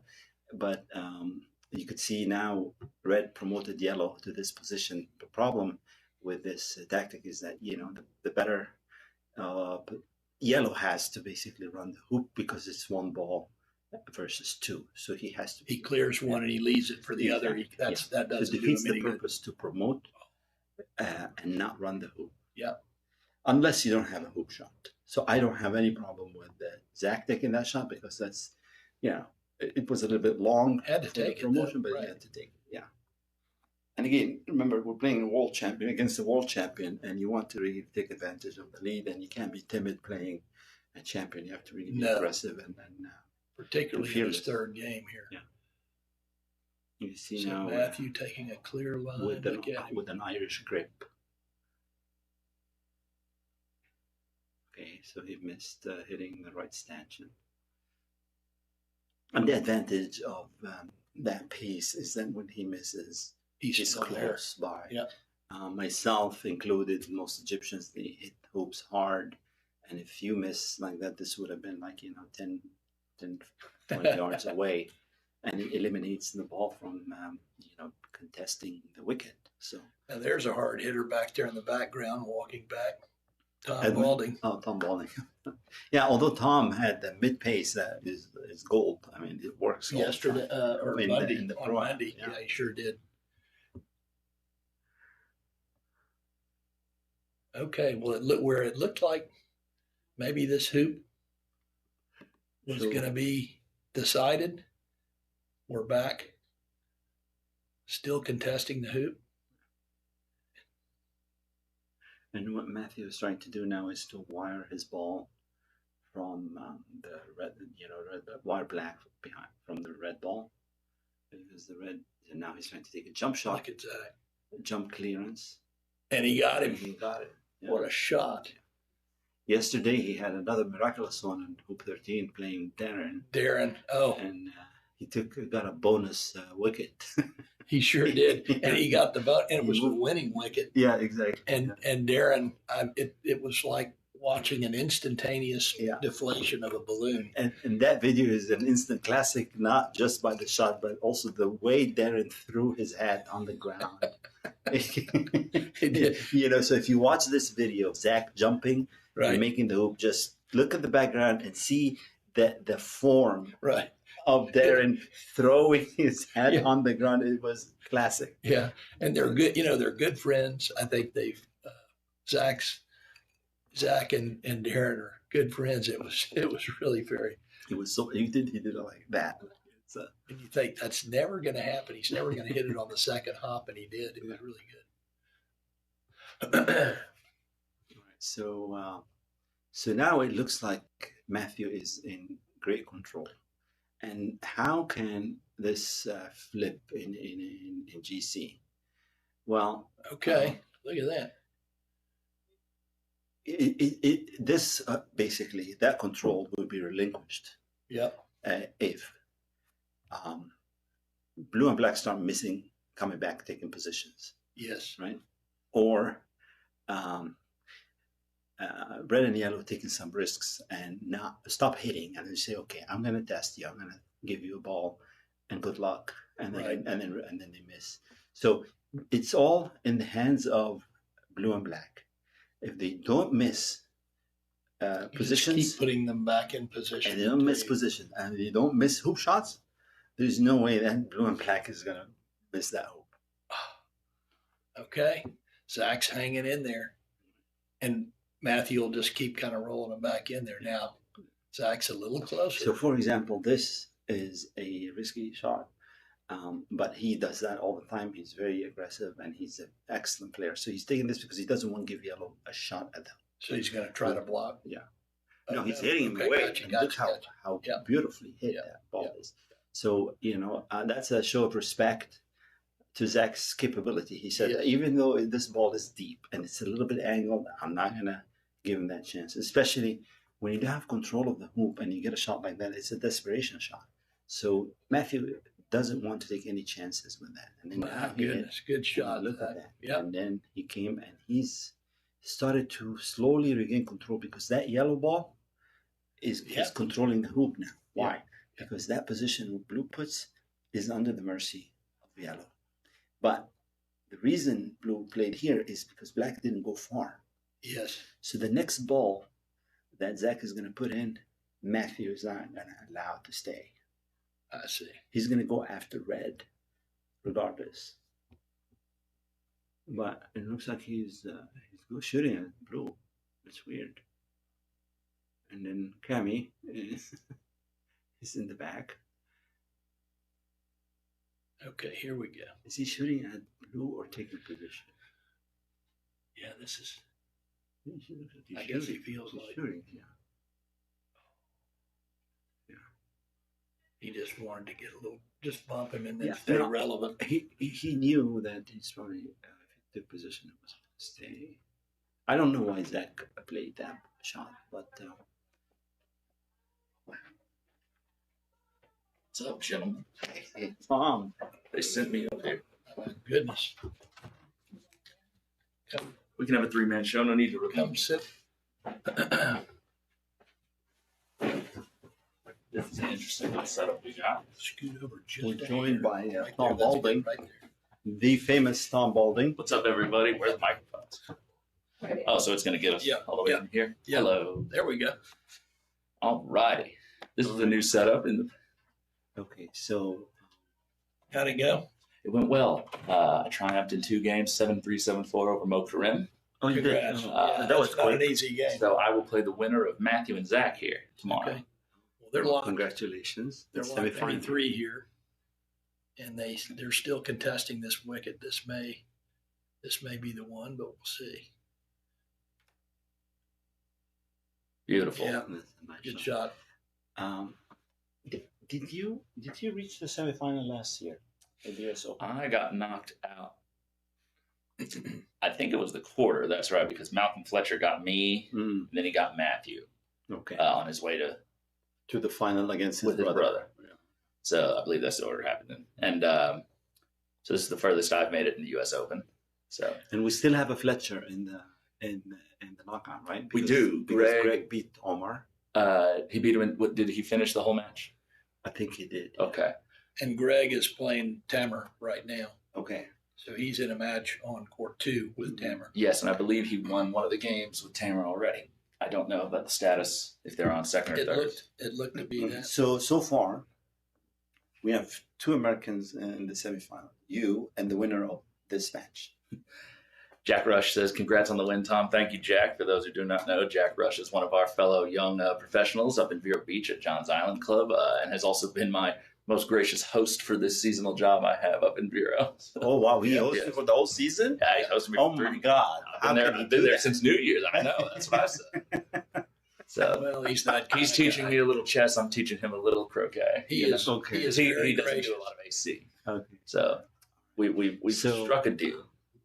Okay. So now we Can't see So- Matthew's shot. I'm going to try But to. these are the supporters that we all thank, and we're very grateful for all these individuals and businesses that support croquet in general and support the U.S. Open. Yeah. I think this is one of the most successful croquet tournaments in the world.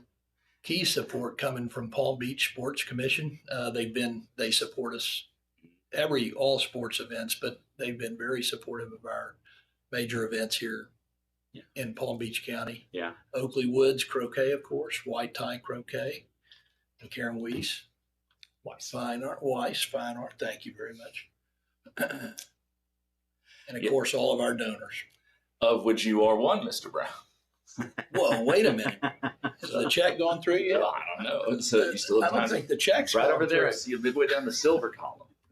Zach over here with a beautiful center ball clearance. Oh, and he gets a little extra on the way out by tapping into blue. So taking Matthew out of good hoop running position there. If we could flip back to that other camera view, we might be able to see what type of hoop shot Matthew has. So yeah, as you can see there, he's fairly far back, and it's going to be a difficult angle. But I think he's going to take this on because there's no good in setting up, really. I think he was maybe disappointed. Maybe he doesn't have a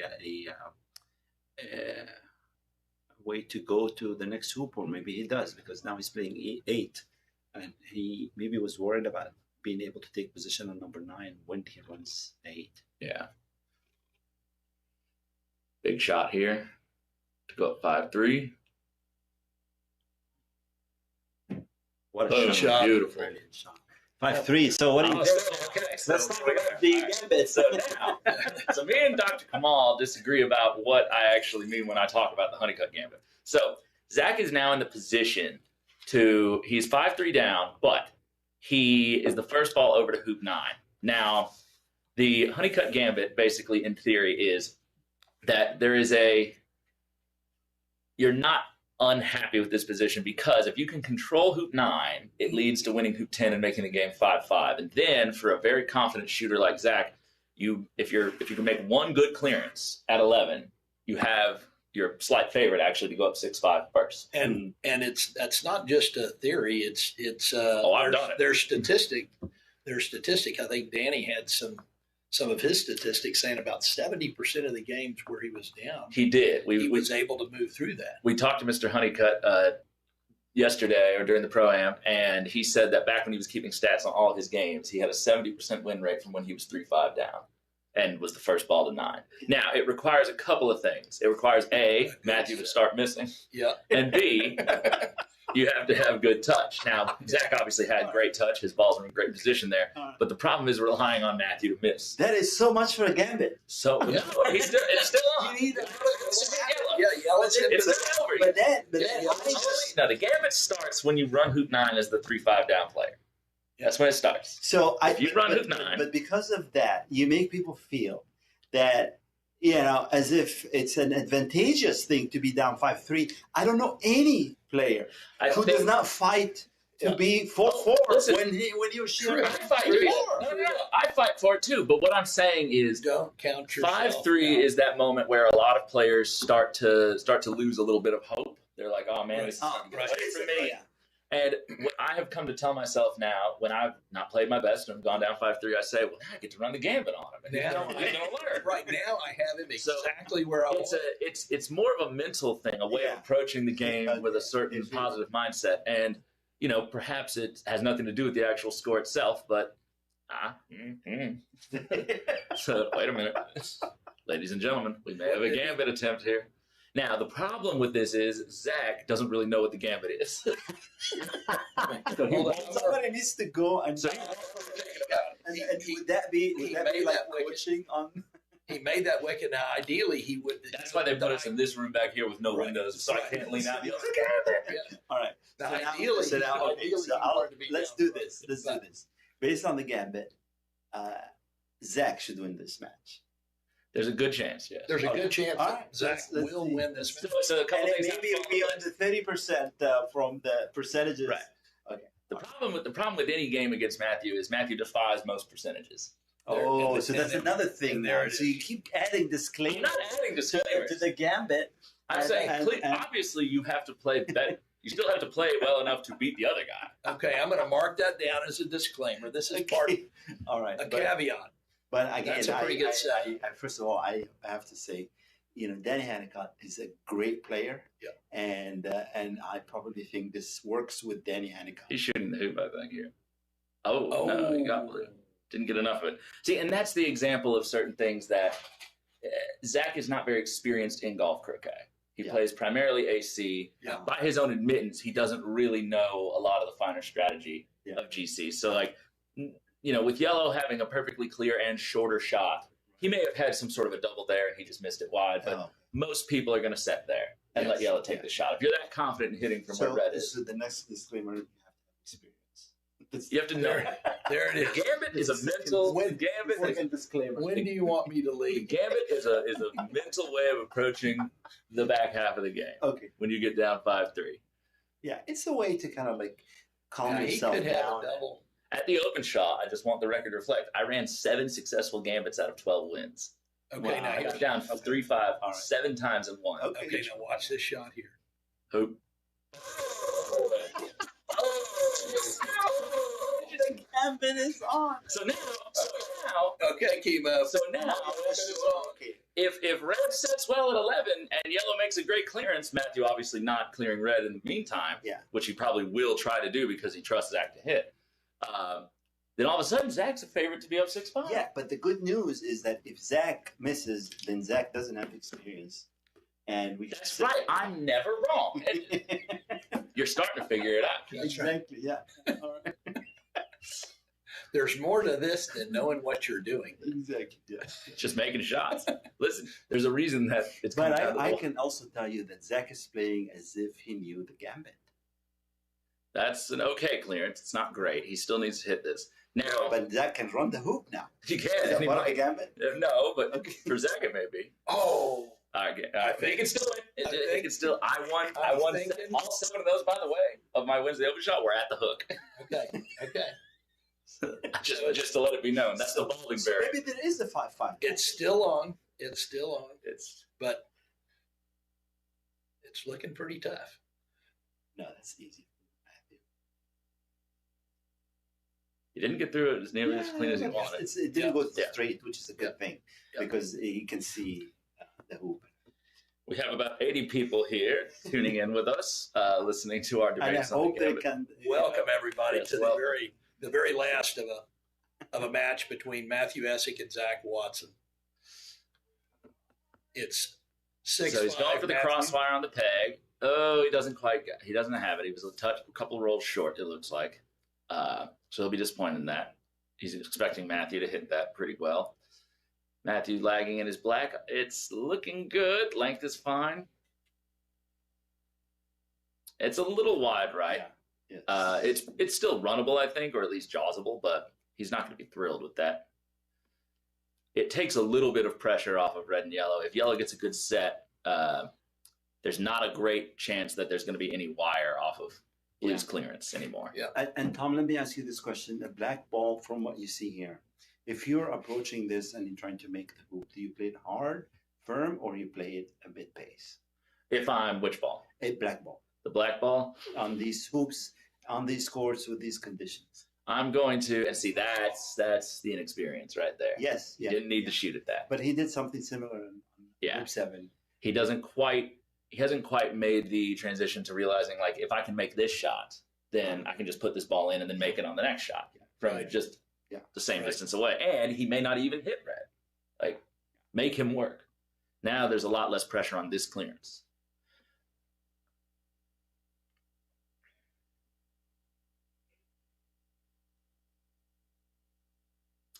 He And a missed miss. that. That's So not see, this is normal. why you gotta lay yellow in. Yeah. So because now, yeah, red can run this hoop, and Zach would expect to get it. But imagine if yellow was in a great set position and you could just control black to a wire on the spot. Yeah. Now there's a lot more pressure on a admittedly tricky hoop shot. That's what you were telling me Monday when we were playing. It's like we Yes. are not out of this. And I thought, it looks pretty desperate. But Zach, so he's looking at the wicket. He's got to. There's just you're not going to hold position off of clearing black. There's just too many chances for you to roll behind the hoop and Matthew to get a wire. And He it's ran the beautiful. And if you were going to make a good enough shot to clear black dead in the middle, you'd run the hoop anyway. Right. What a shot. Great. All right, we're Great going job. to the So hook. now we're going to the hook. Yes. So now this is a slight problem for Zach because Matthew has really good touch with his Irish grip. And if he gets this ball within 3 yards, which I would expect of the front of 13, Zach's going to have some very tricky clearances in front of him. Pace looks pretty good. It's slowing up. Yeah, that's about as good as you can get it. Probably maybe wired also. It's looking like a distinct possibility. So yellow is on the side boundary over to the camera, to the right of the camera. That's a different court. Don't worry, that's not our yellow. Here's Zach. So this is about as far away of a clearance as you can get. He's level with hoop 1 right about now on the west boundary. So this will be over 30 yards.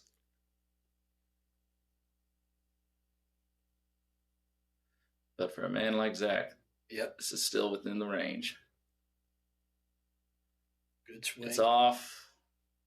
What a shot. What a shot. And it's the perfect angle. Yeah, and he got straight in He front got of him. straight behind it. Yeah, you saw the And face. this is why Pretty swing. Zach Watson right now has a reputation of being the grade killer.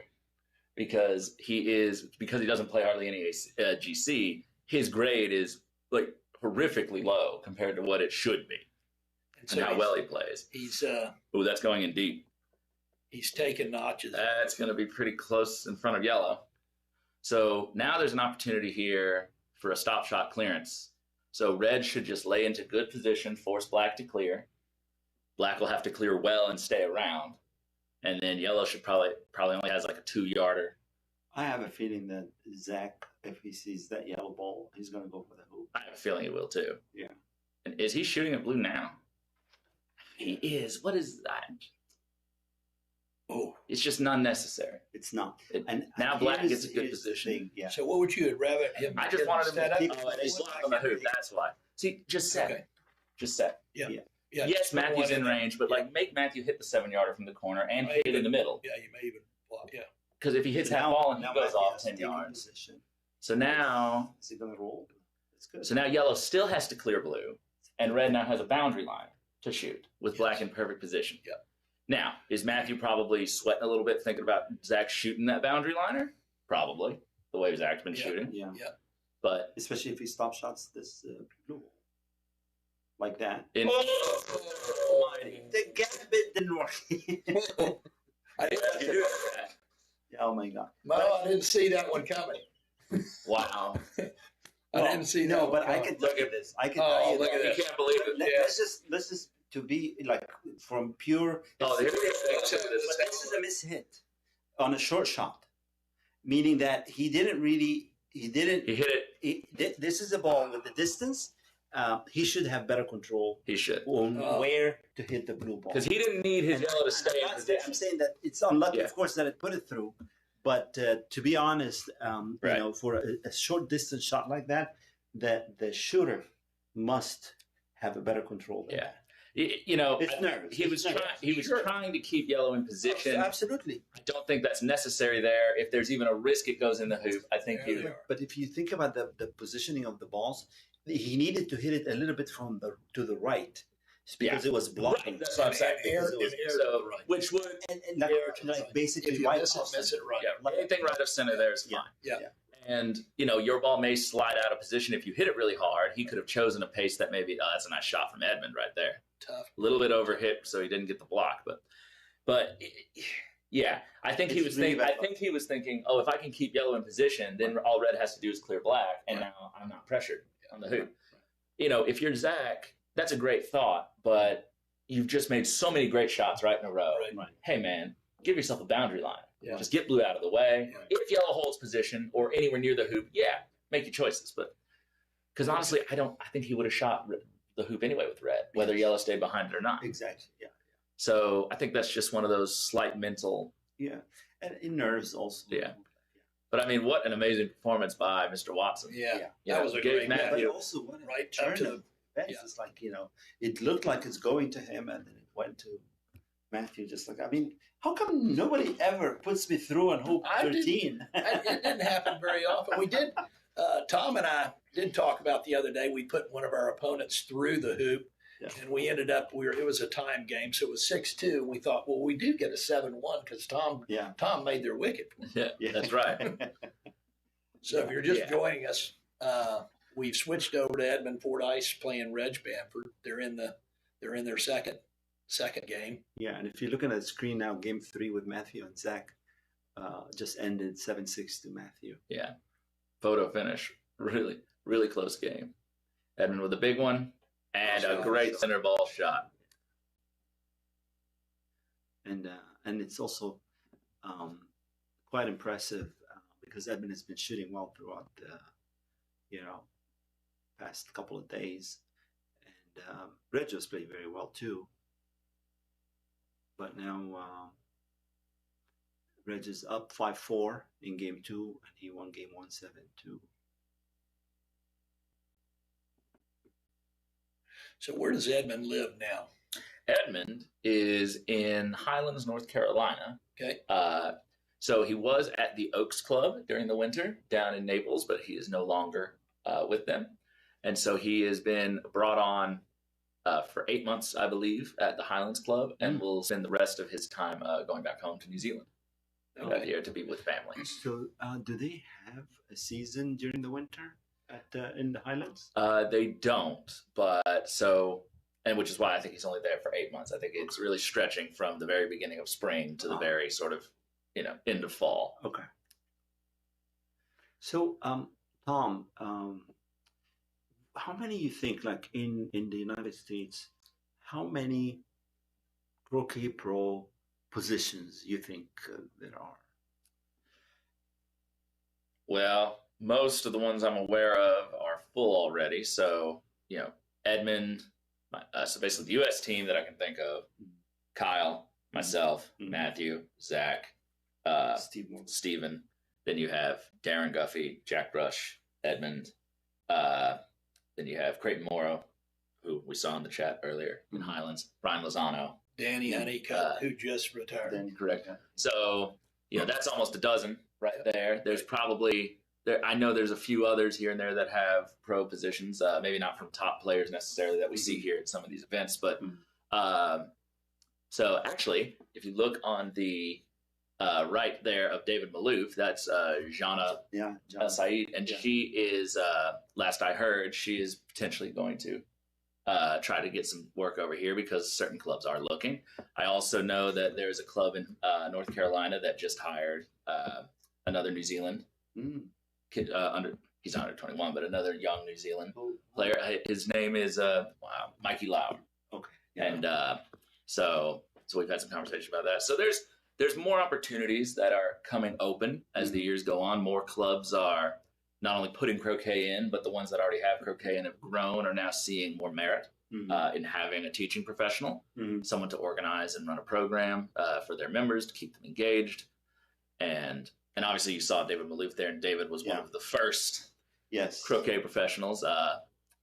I work now at the club that David worked at for 24 years, and he was at Mountain Lake for 40 years before that, originally in tennis, but for croquet since the 90s. And then Jeff Sue still is active as a croquet pro as well. Has been for a very long time. So there's, if we really stretched it, there might be 24 positions out there, whether they're full or not. And more, looking all the time. So it's definitely a lot more. But it's becoming much more structured now.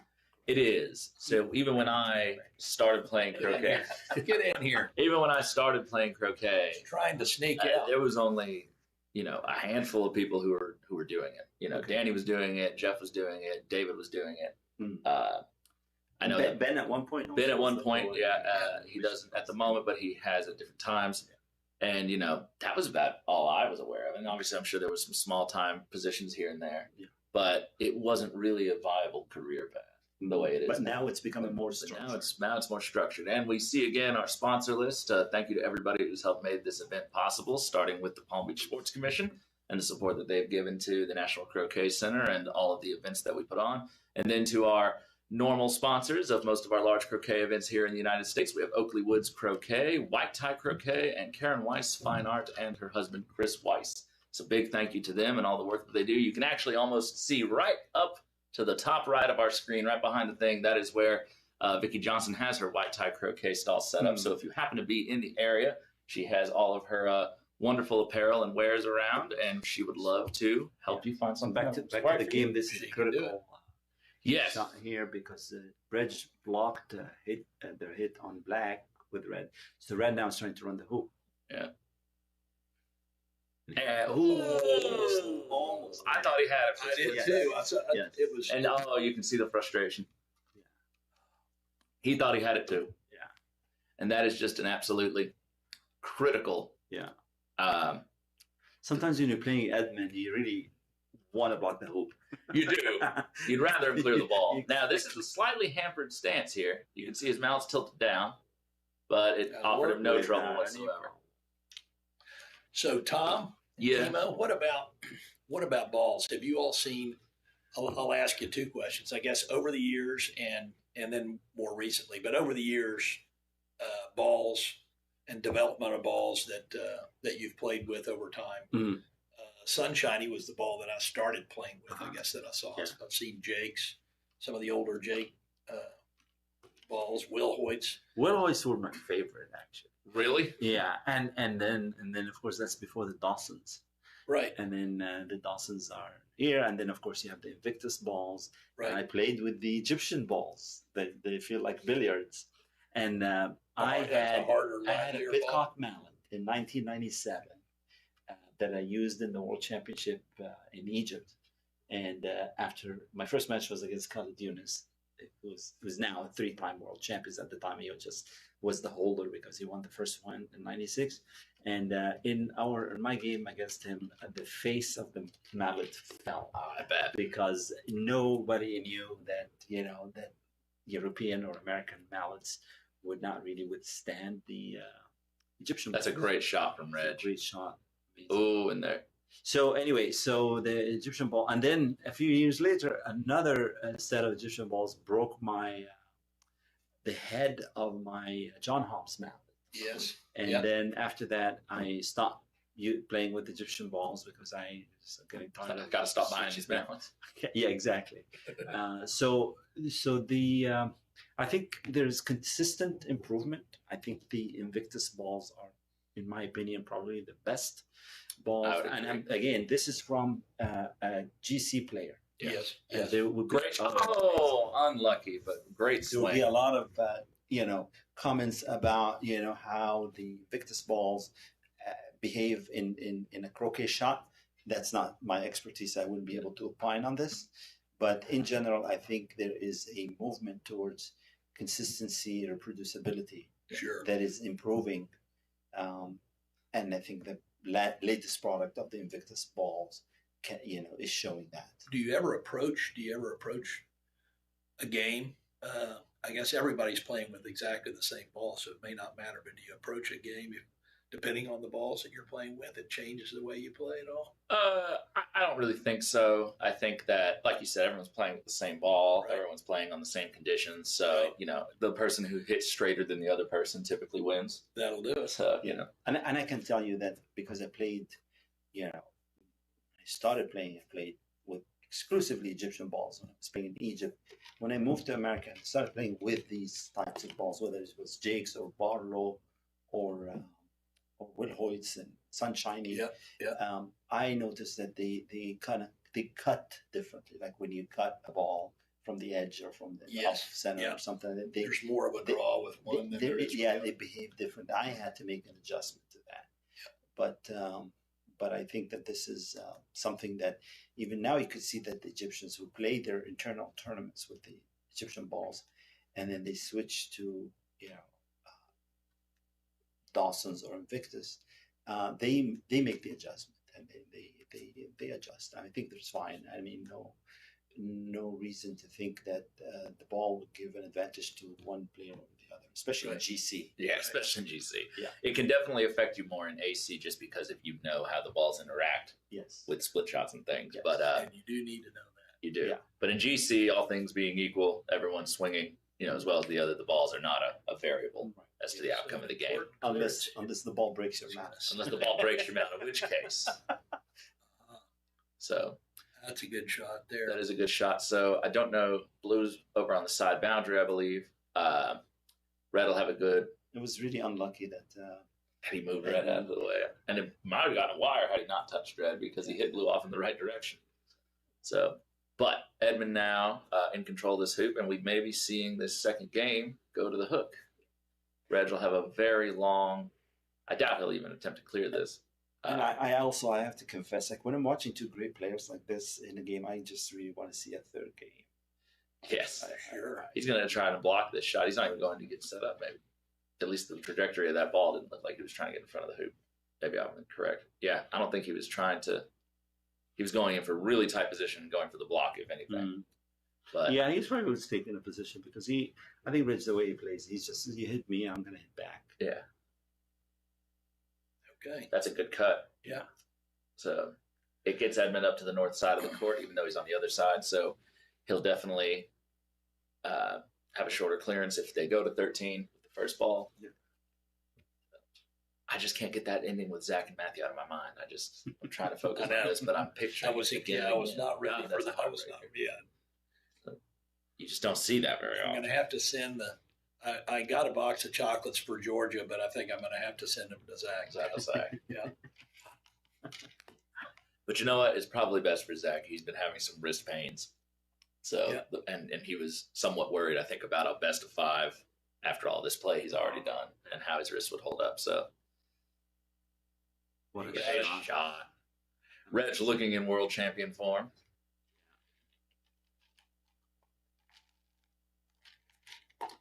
And he got up to a hoop 13 just in case any emergencies end up happening later. Yeah, and then off. Yeah. If Red decides to just shoot the hoop from up by hoop 2. Or yellow hits blue and runs the That's hoop right. And off. Well, everything is possible. Everything is possible. If you're gonna flick away from the hoop, go up to the next hoop. But it won't matter if Edmund's not able to convert this clearance. Edmund with a very particular pre-shot routine, wanting to make sure his grip feels perfect. Very wristy swing Edmund has. Sometimes he just steps right but up he's there. taking a lot longer. It's like he's not even going to thinking he's going to have a pre-shot, and he doesn't, and he just steps up and just wails away at it and hits center ball. And then other times, you can see with the flags in the background, not a lot of wind or anything that might be bothering him. This is all just trying to settle the nerves, feel. How many world championships champions are in this picture, in this screen? Let's see. We got Ahmed Al Mahdi back there. We got Reg Bamford. We got Reg Bamford. You got Edmund. You got Salah Hassan. That's right. Oh my God! 1, 2, 3, 4. See, that's Kent Laverne back there in the back. He missed. Yeah, he's playing Ahmed Al Mahdi. Yeah, and then Reg and Edmund. Edmund is a champion for under 21. Yeah, and then Salah Hassan is a champion in the Open and over 50. Twice the Open and one over 50.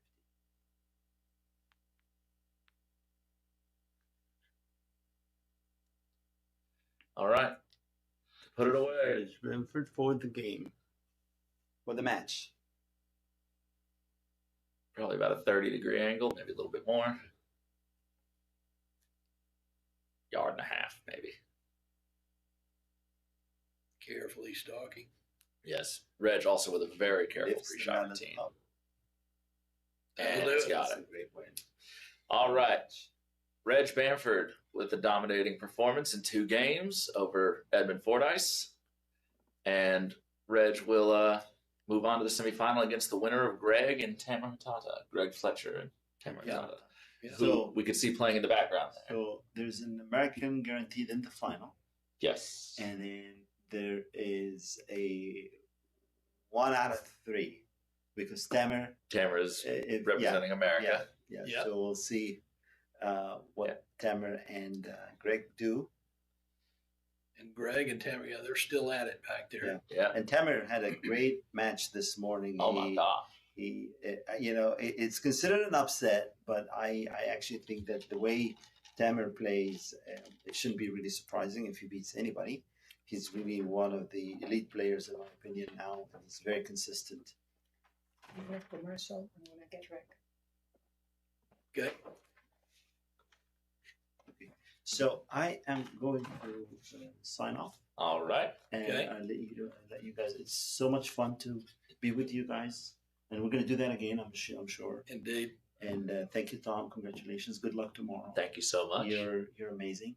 Yes, Yeah, thank And- you. and- Some days, I try. No, I'm one of your biggest fans. So good luck. Likewise. Well, and I do want to say here, Likewise. I will say before you sign off, Kimo, that I do owe you a great deal of thanks. 2 years ago at the Nationals in 24 at Mission Hills, I was about to leave after a somewhat demoralizing performance, realizing that at that moment in time I would not be on the open shot team, I would not be in consideration. And you took me to the side and you had a little bit of a conversation with me about some of the things that you saw in me, some of the things that you felt I needed to do, and some of the things you wanted me to stop succumbing to. And I would like to believe that I took that to heart well enough, and so I decided I was going to be master my own destiny, go to Australia, play some tournaments, and get myself on that open shot team, because I truly thought when I left that event before you got a hold of me that it was just done.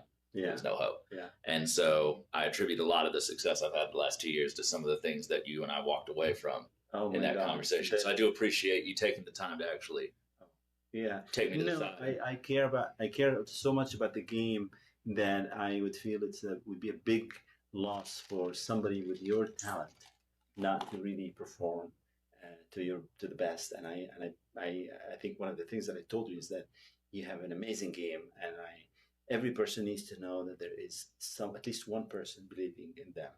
You did tell me that, Yeah. and that mattered a lot. That's the wonderful thing about our sport. Yes. Kimo, Yeah. Thank you. you're Thank very you. gracious. Thank you, Tom. Thank you for remembering that. And I just talk. You do the work. All right. All right. Take care. All right. See you guys. See you shortly.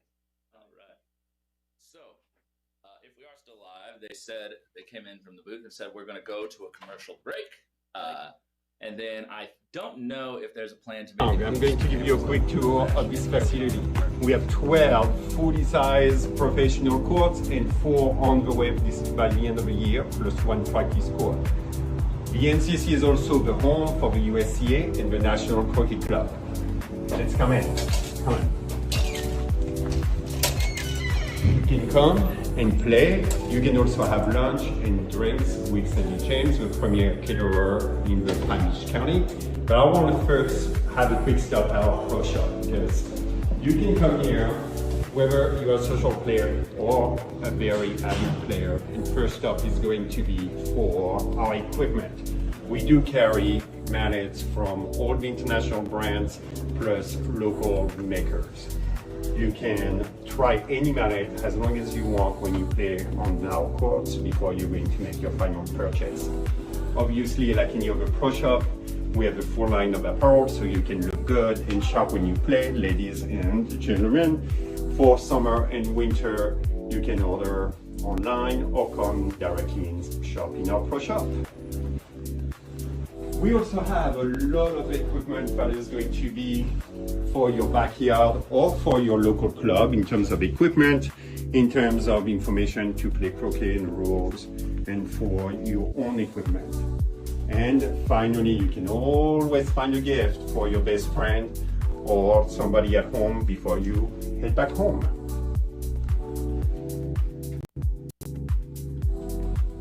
So let's make a final stop. Let's grab a hat and let's join me. We're going to go and play a game of croquet together because it's always a great day to play croquet. Let's go.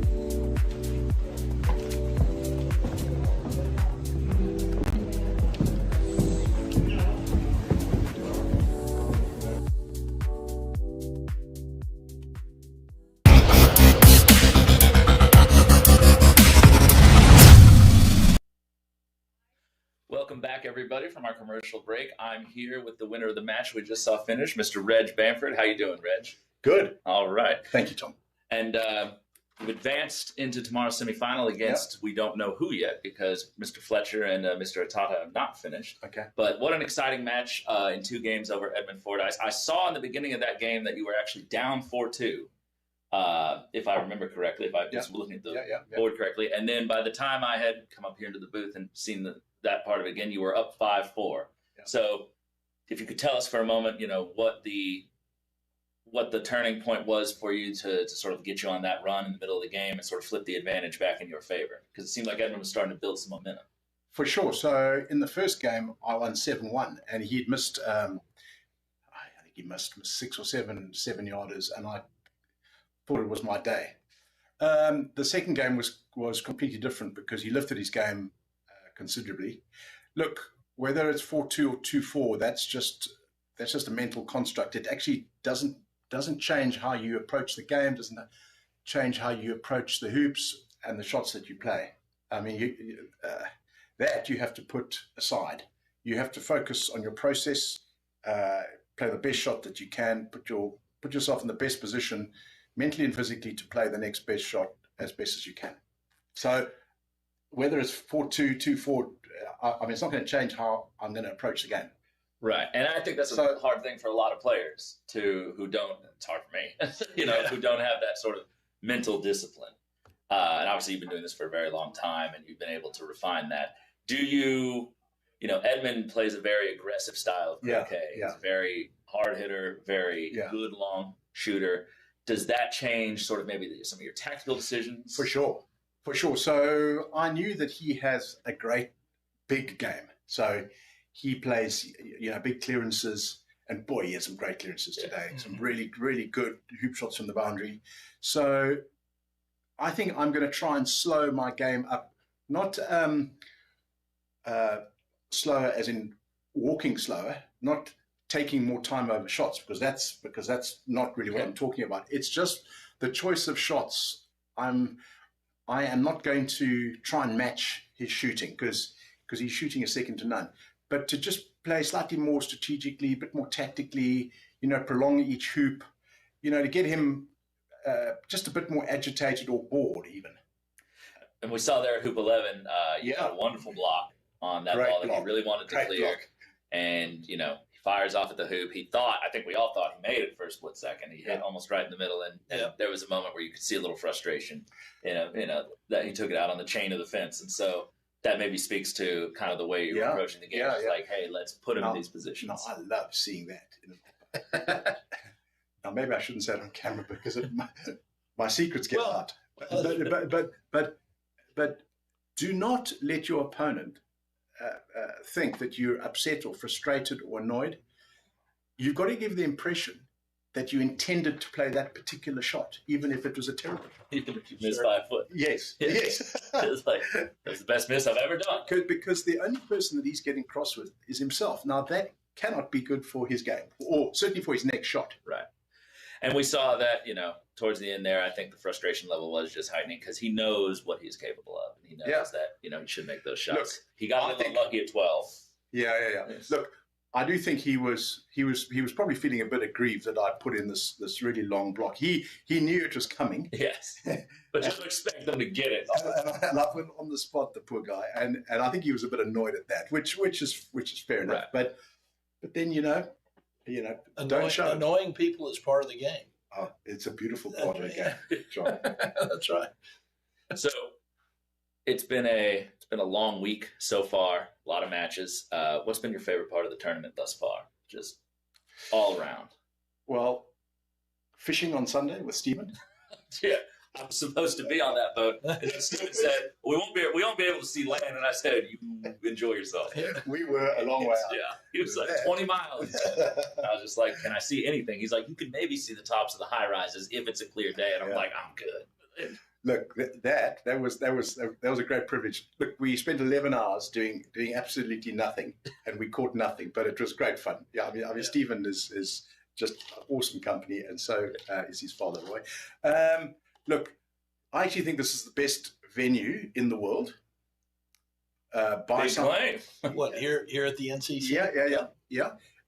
It might not be my favorite court. I think Cairo Court Lawn 1, Tom, which you obviously know about. Yes. I can see why that would be your favorite. That is, and I think that's the most.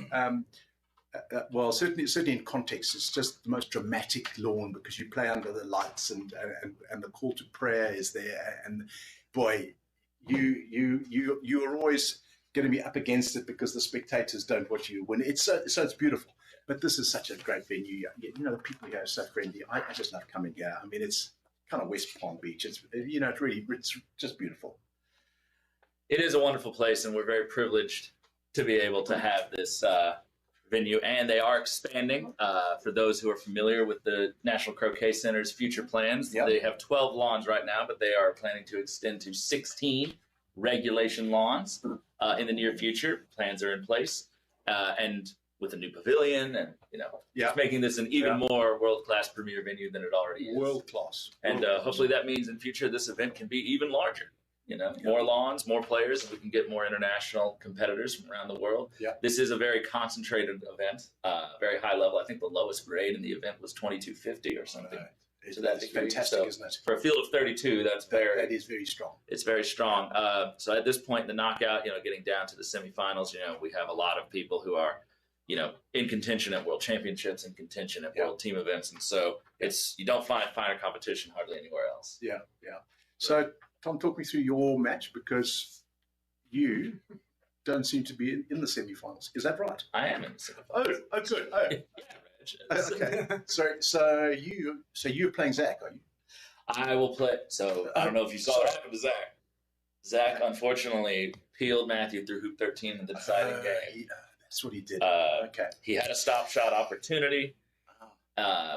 He hit it just a little too square. Probably needed to hit a little right of center and put it perfectly. I mean, if he was in AC, it would have been the shot of the match. Rush peeling. But Zach, by his own admittance, is a very inexperienced golf player.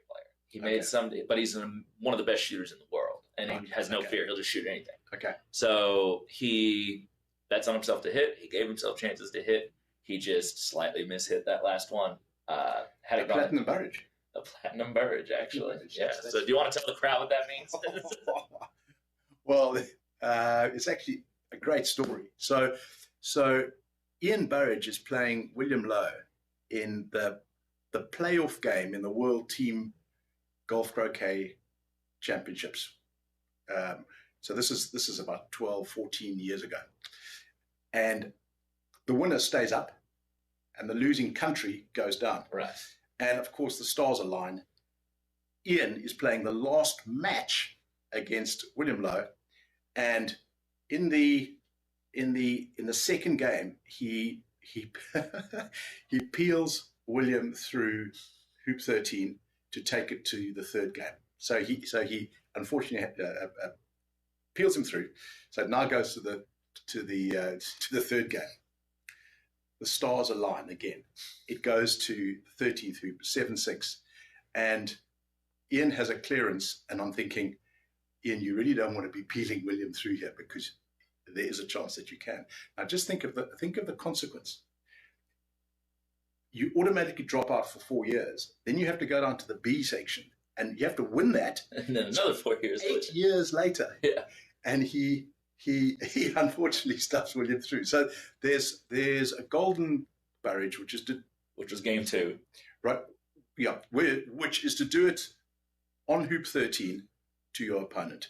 There's the platinum Burridge to lose a match, which is what Zach's just done.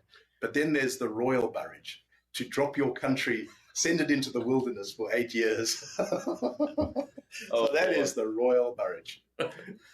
Well, It's a tragic story. it is a tragic story. But croquet, golf croquet in particular, is a tragic game. It is a sometimes. tragic game. But to go back to your question about my match, I am in the semifinals. Great, well done. I played Mo Karim. I won in 2. Well done. Mo and I both had our struggles, we'll say. Yeah, had your moments. Had our moments. Yeah. I just had a few less moments. Well done. But so we'll see how it comes out tomorrow. I've played Matthew quite a bit over the last year. It has not gone my way for the most part, but any given Sunday. So Every time I've looked up to watch you play, your clearances, and I think that's the strongest part of your game, right? So, I mean, you are just so good at them. I haven't seen you miss one yet.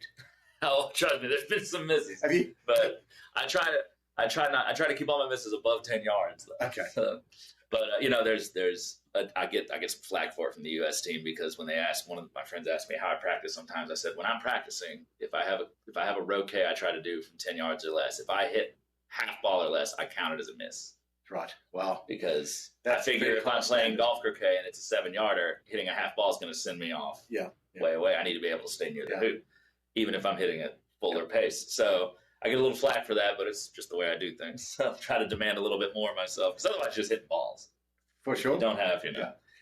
If anyone has any questions for Mr. Bamford while he's still here with us, please put them in the chat now. I would like to hear from everybody, but we still have about 73 people watching, and it's so great that we have these live streaming services now. I mean, I think it's this cool. didn't exist even when so I started in Croquet.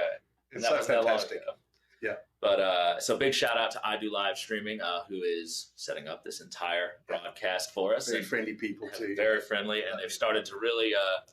They didn't know Croquet when they were first brought on to do a couple of events ago, and now they've really started to get the hang of it, and they know what to look for and where to get the cameras moving, and they're very professional operations. So we thank them very deeply for all the work they do to bring Croquet to everyone around the world.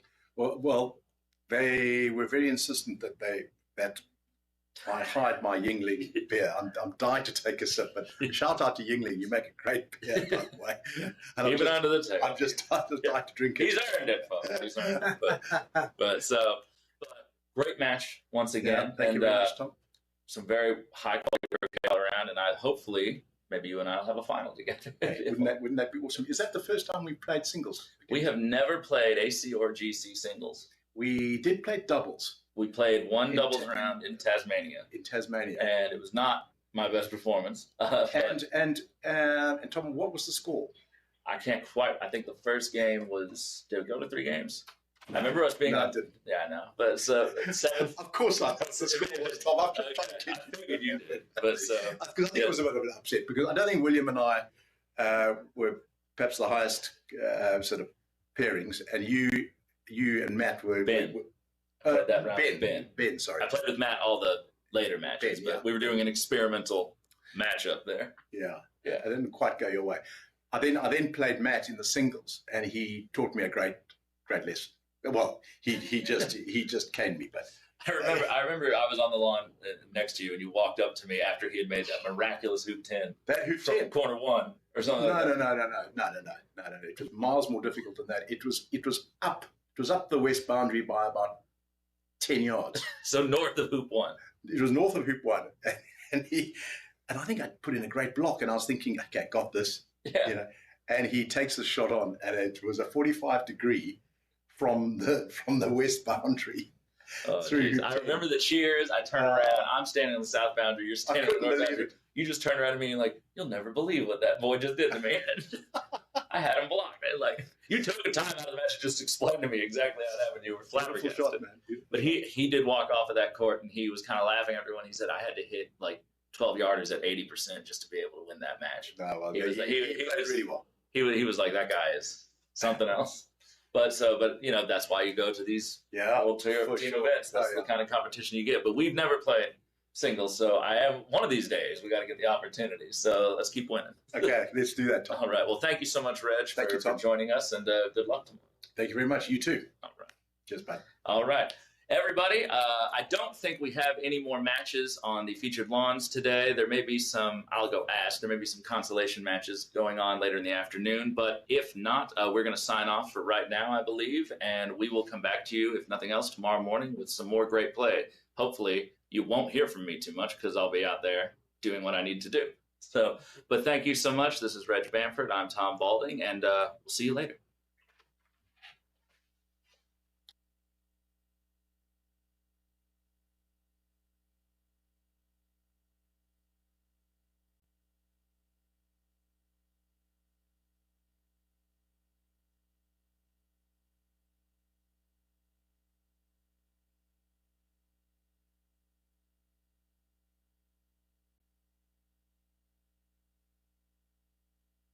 There was a slight miscommunication. So I am supposed to interview Mr. Bill Simmons, the tournament director for this U.S. Open, and one of the original masterminds behind the formation of the U.S. Open, if I'm not mistaken. Yeah. Because it's only the second year that we've done this event. Correct. And so tell us about sort of the process of how this event got started, how it was conceived of, and what the vision going forward in future years will be, because I believe this same time slot has been booked for 5 years or so. That's correct. Right here, That's this time correct. of year. Actually, I repeated this to Brian when he was not so happy following the event. I said, we're doing this because you and Amr Hamdi, who's a Canadian player, I was the regional vice president for Florida, and the Florida regional championship was so crowded, we closed it to anybody outside of Florida. And it actually was the second largest GC event in the U.S. And so there were a lot of people who came down to Florida to play in the wintertime from the northern part of the United States. And so they were so hostile toward me. I was like, okay, I promise you I will come up with something for the international players and people outside of Florida to play with. And so that was the original genesis of the idea. That morphed into making it an international event. And so I took an idea and pitched it to David McCoy, who's the chairman of the Croquet Foundation of America, and sat down with him and said, I have a croquet club. I said, can we partner up and do an international event? I've run a lot of tournaments, and I think this would be a great idea. And so after he said, yeah, he was all on board for that. And so then I went to see USCA because I was regional vice president, and Damon Bidencope was president then, and asked Damon, I said, I want you to give me a note. There's no conflict of interest, and Damon said, well, we got to make this a USCA event if you're going to do it. And so that's really how it got started. We negotiated a contract with CFA, as you mentioned, for 5 years. And I became chairman of the committee to start the first one. And the mission, my mission from the get-go, from the first conversation I had with David McCoy, was I want to make a U.S. tournament that's the premier golf croquet tournament of the world. And that's what we're after.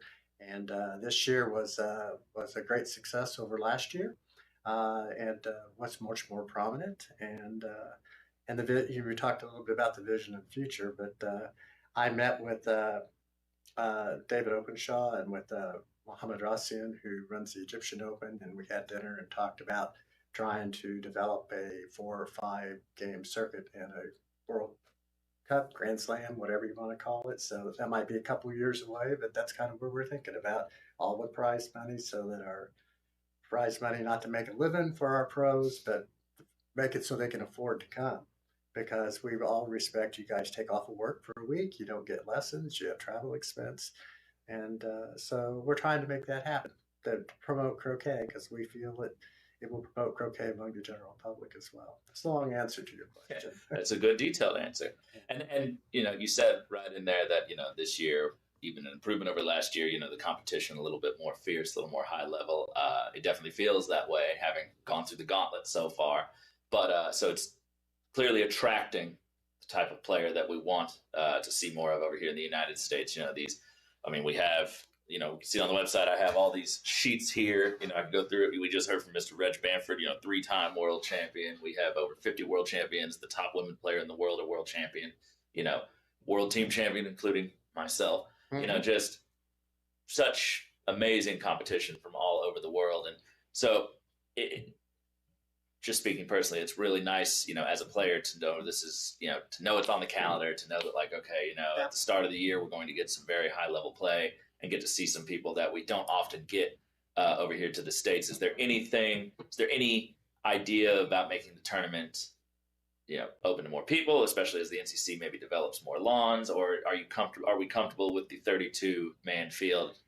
Well, most of the open tournaments are 32, except for Egypt. Egypt's like 80 people. A lot of lawns. But the top 32 in Egypt, and if you just looked at them, they're still not as high a caliber as what you saw here. I met Reg 2 years ago at the Egyptian Open and tried to talk him into coming last year. He couldn't make it, but he promised to come this year. And the Nasser brothers wanted to come, but they weren't able to arrange it. So we had, as you said, 4 former world champions here and the women's champion, and we might have had 6 world champions here. So at one point it looked like our average G grade was going to be close to 2,500, and then a couple of people that are in had plans changed and dropped out. As happens. Yeah, right, as happens with any tournament.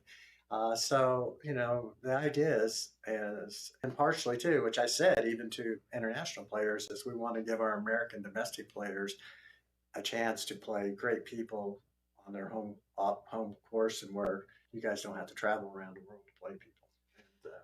And it's much appreciated because travel is timely, expensive. So it's nice to be able to have, and I think it's been talked about a lot by the U.S. team that we have struggled for many years because of the fact that we're not able to get internationally away as much. America's a very large country that the clubs are very spread out. Florida to North Carolina, where most of the clubs are located, is a 9-hour drive. It's very difficult for Americans traditionally to play each other, play top level competition as much as we would like. And events like this did not exist. Even just when I was starting to become a decent croquet player, not 4 years ago, they did not exist. So it's just been, I think, a very big turnaround for the United States to be able to not only play each other more often in events like this, but to have those outside influences and see what the rest of the world is doing in croquet. Because sometimes you don't realize if, you're falling behind in certain aspects, certain play styles, certain strategies. And it's really, for many, many years, Egypt was the dominant force. No one could beat them.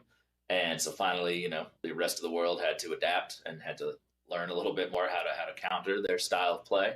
And I think that's something that the Americans have been even more behind in than most other nations. But I think we've caught up. So. Yeah, if one thing I might probably should share while we're talking about, the genesis of this, what really made this possible, and I think it's important for folks watching this, is the beginning of this tournament is a Pro-Am that we have. And the Pro-Am is where this year 24 donors that provided 75% of the funding for this event got to play with people like yourself. And a nice friendly doubles match of 5 rounds. And considering half of our donors this year were over the age of 70, they went 5 full rounds. Nobody dropped out. You can see up here our donor list on the screen. Yes, covering my you can see that. So we have 2 levels of donors. We have silver donors, and gold donors, and then the platinums. The platinums get to pick their partner, and those usually, the platinum partners are usually the one that wins the Pro-Am for the day. Not this time. Right. Mr. John Brown would be over there in silver, baby. Yeah. Well, John's in both silver and with his watch later in the week, but he's also platinum. He's also platinum.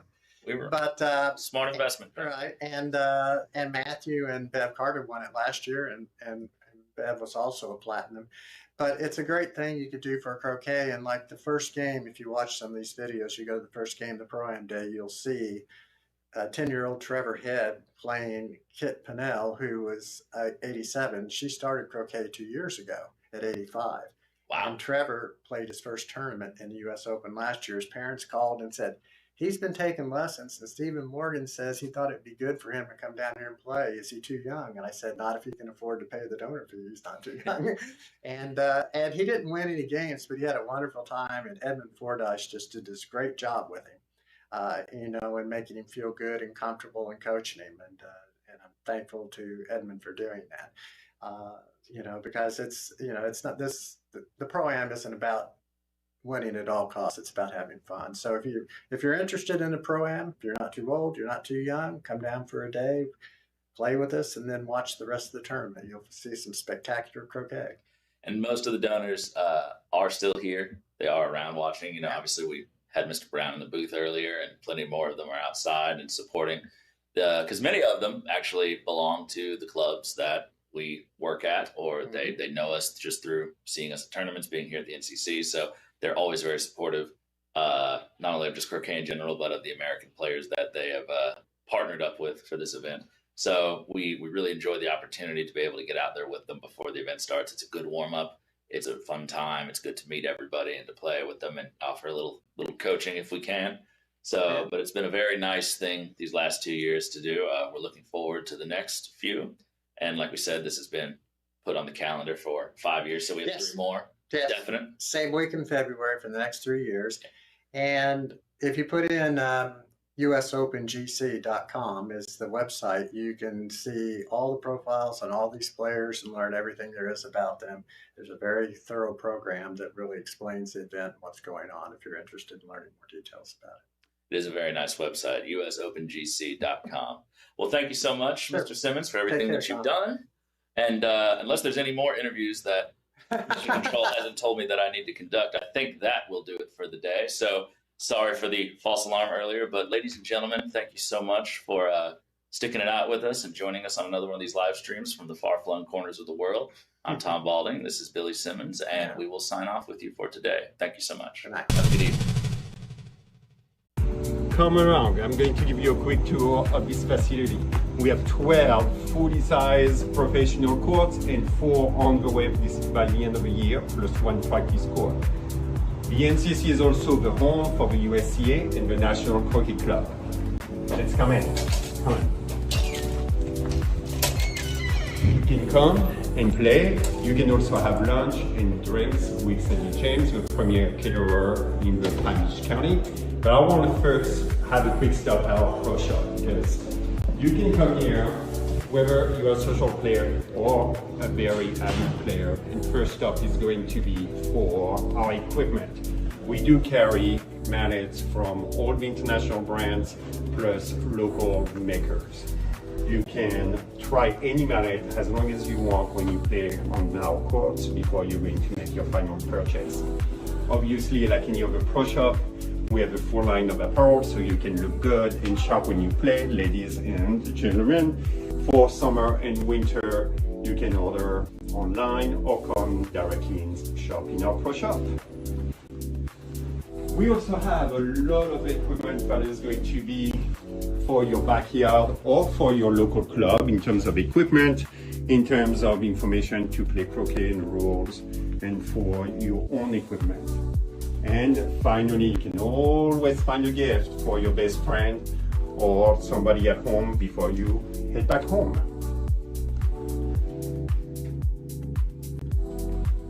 So let's make a final stop. Let's grab a hat and let's join me. We're going to go and play a game of croquet together because it's always a great day to play croquet. Let's go.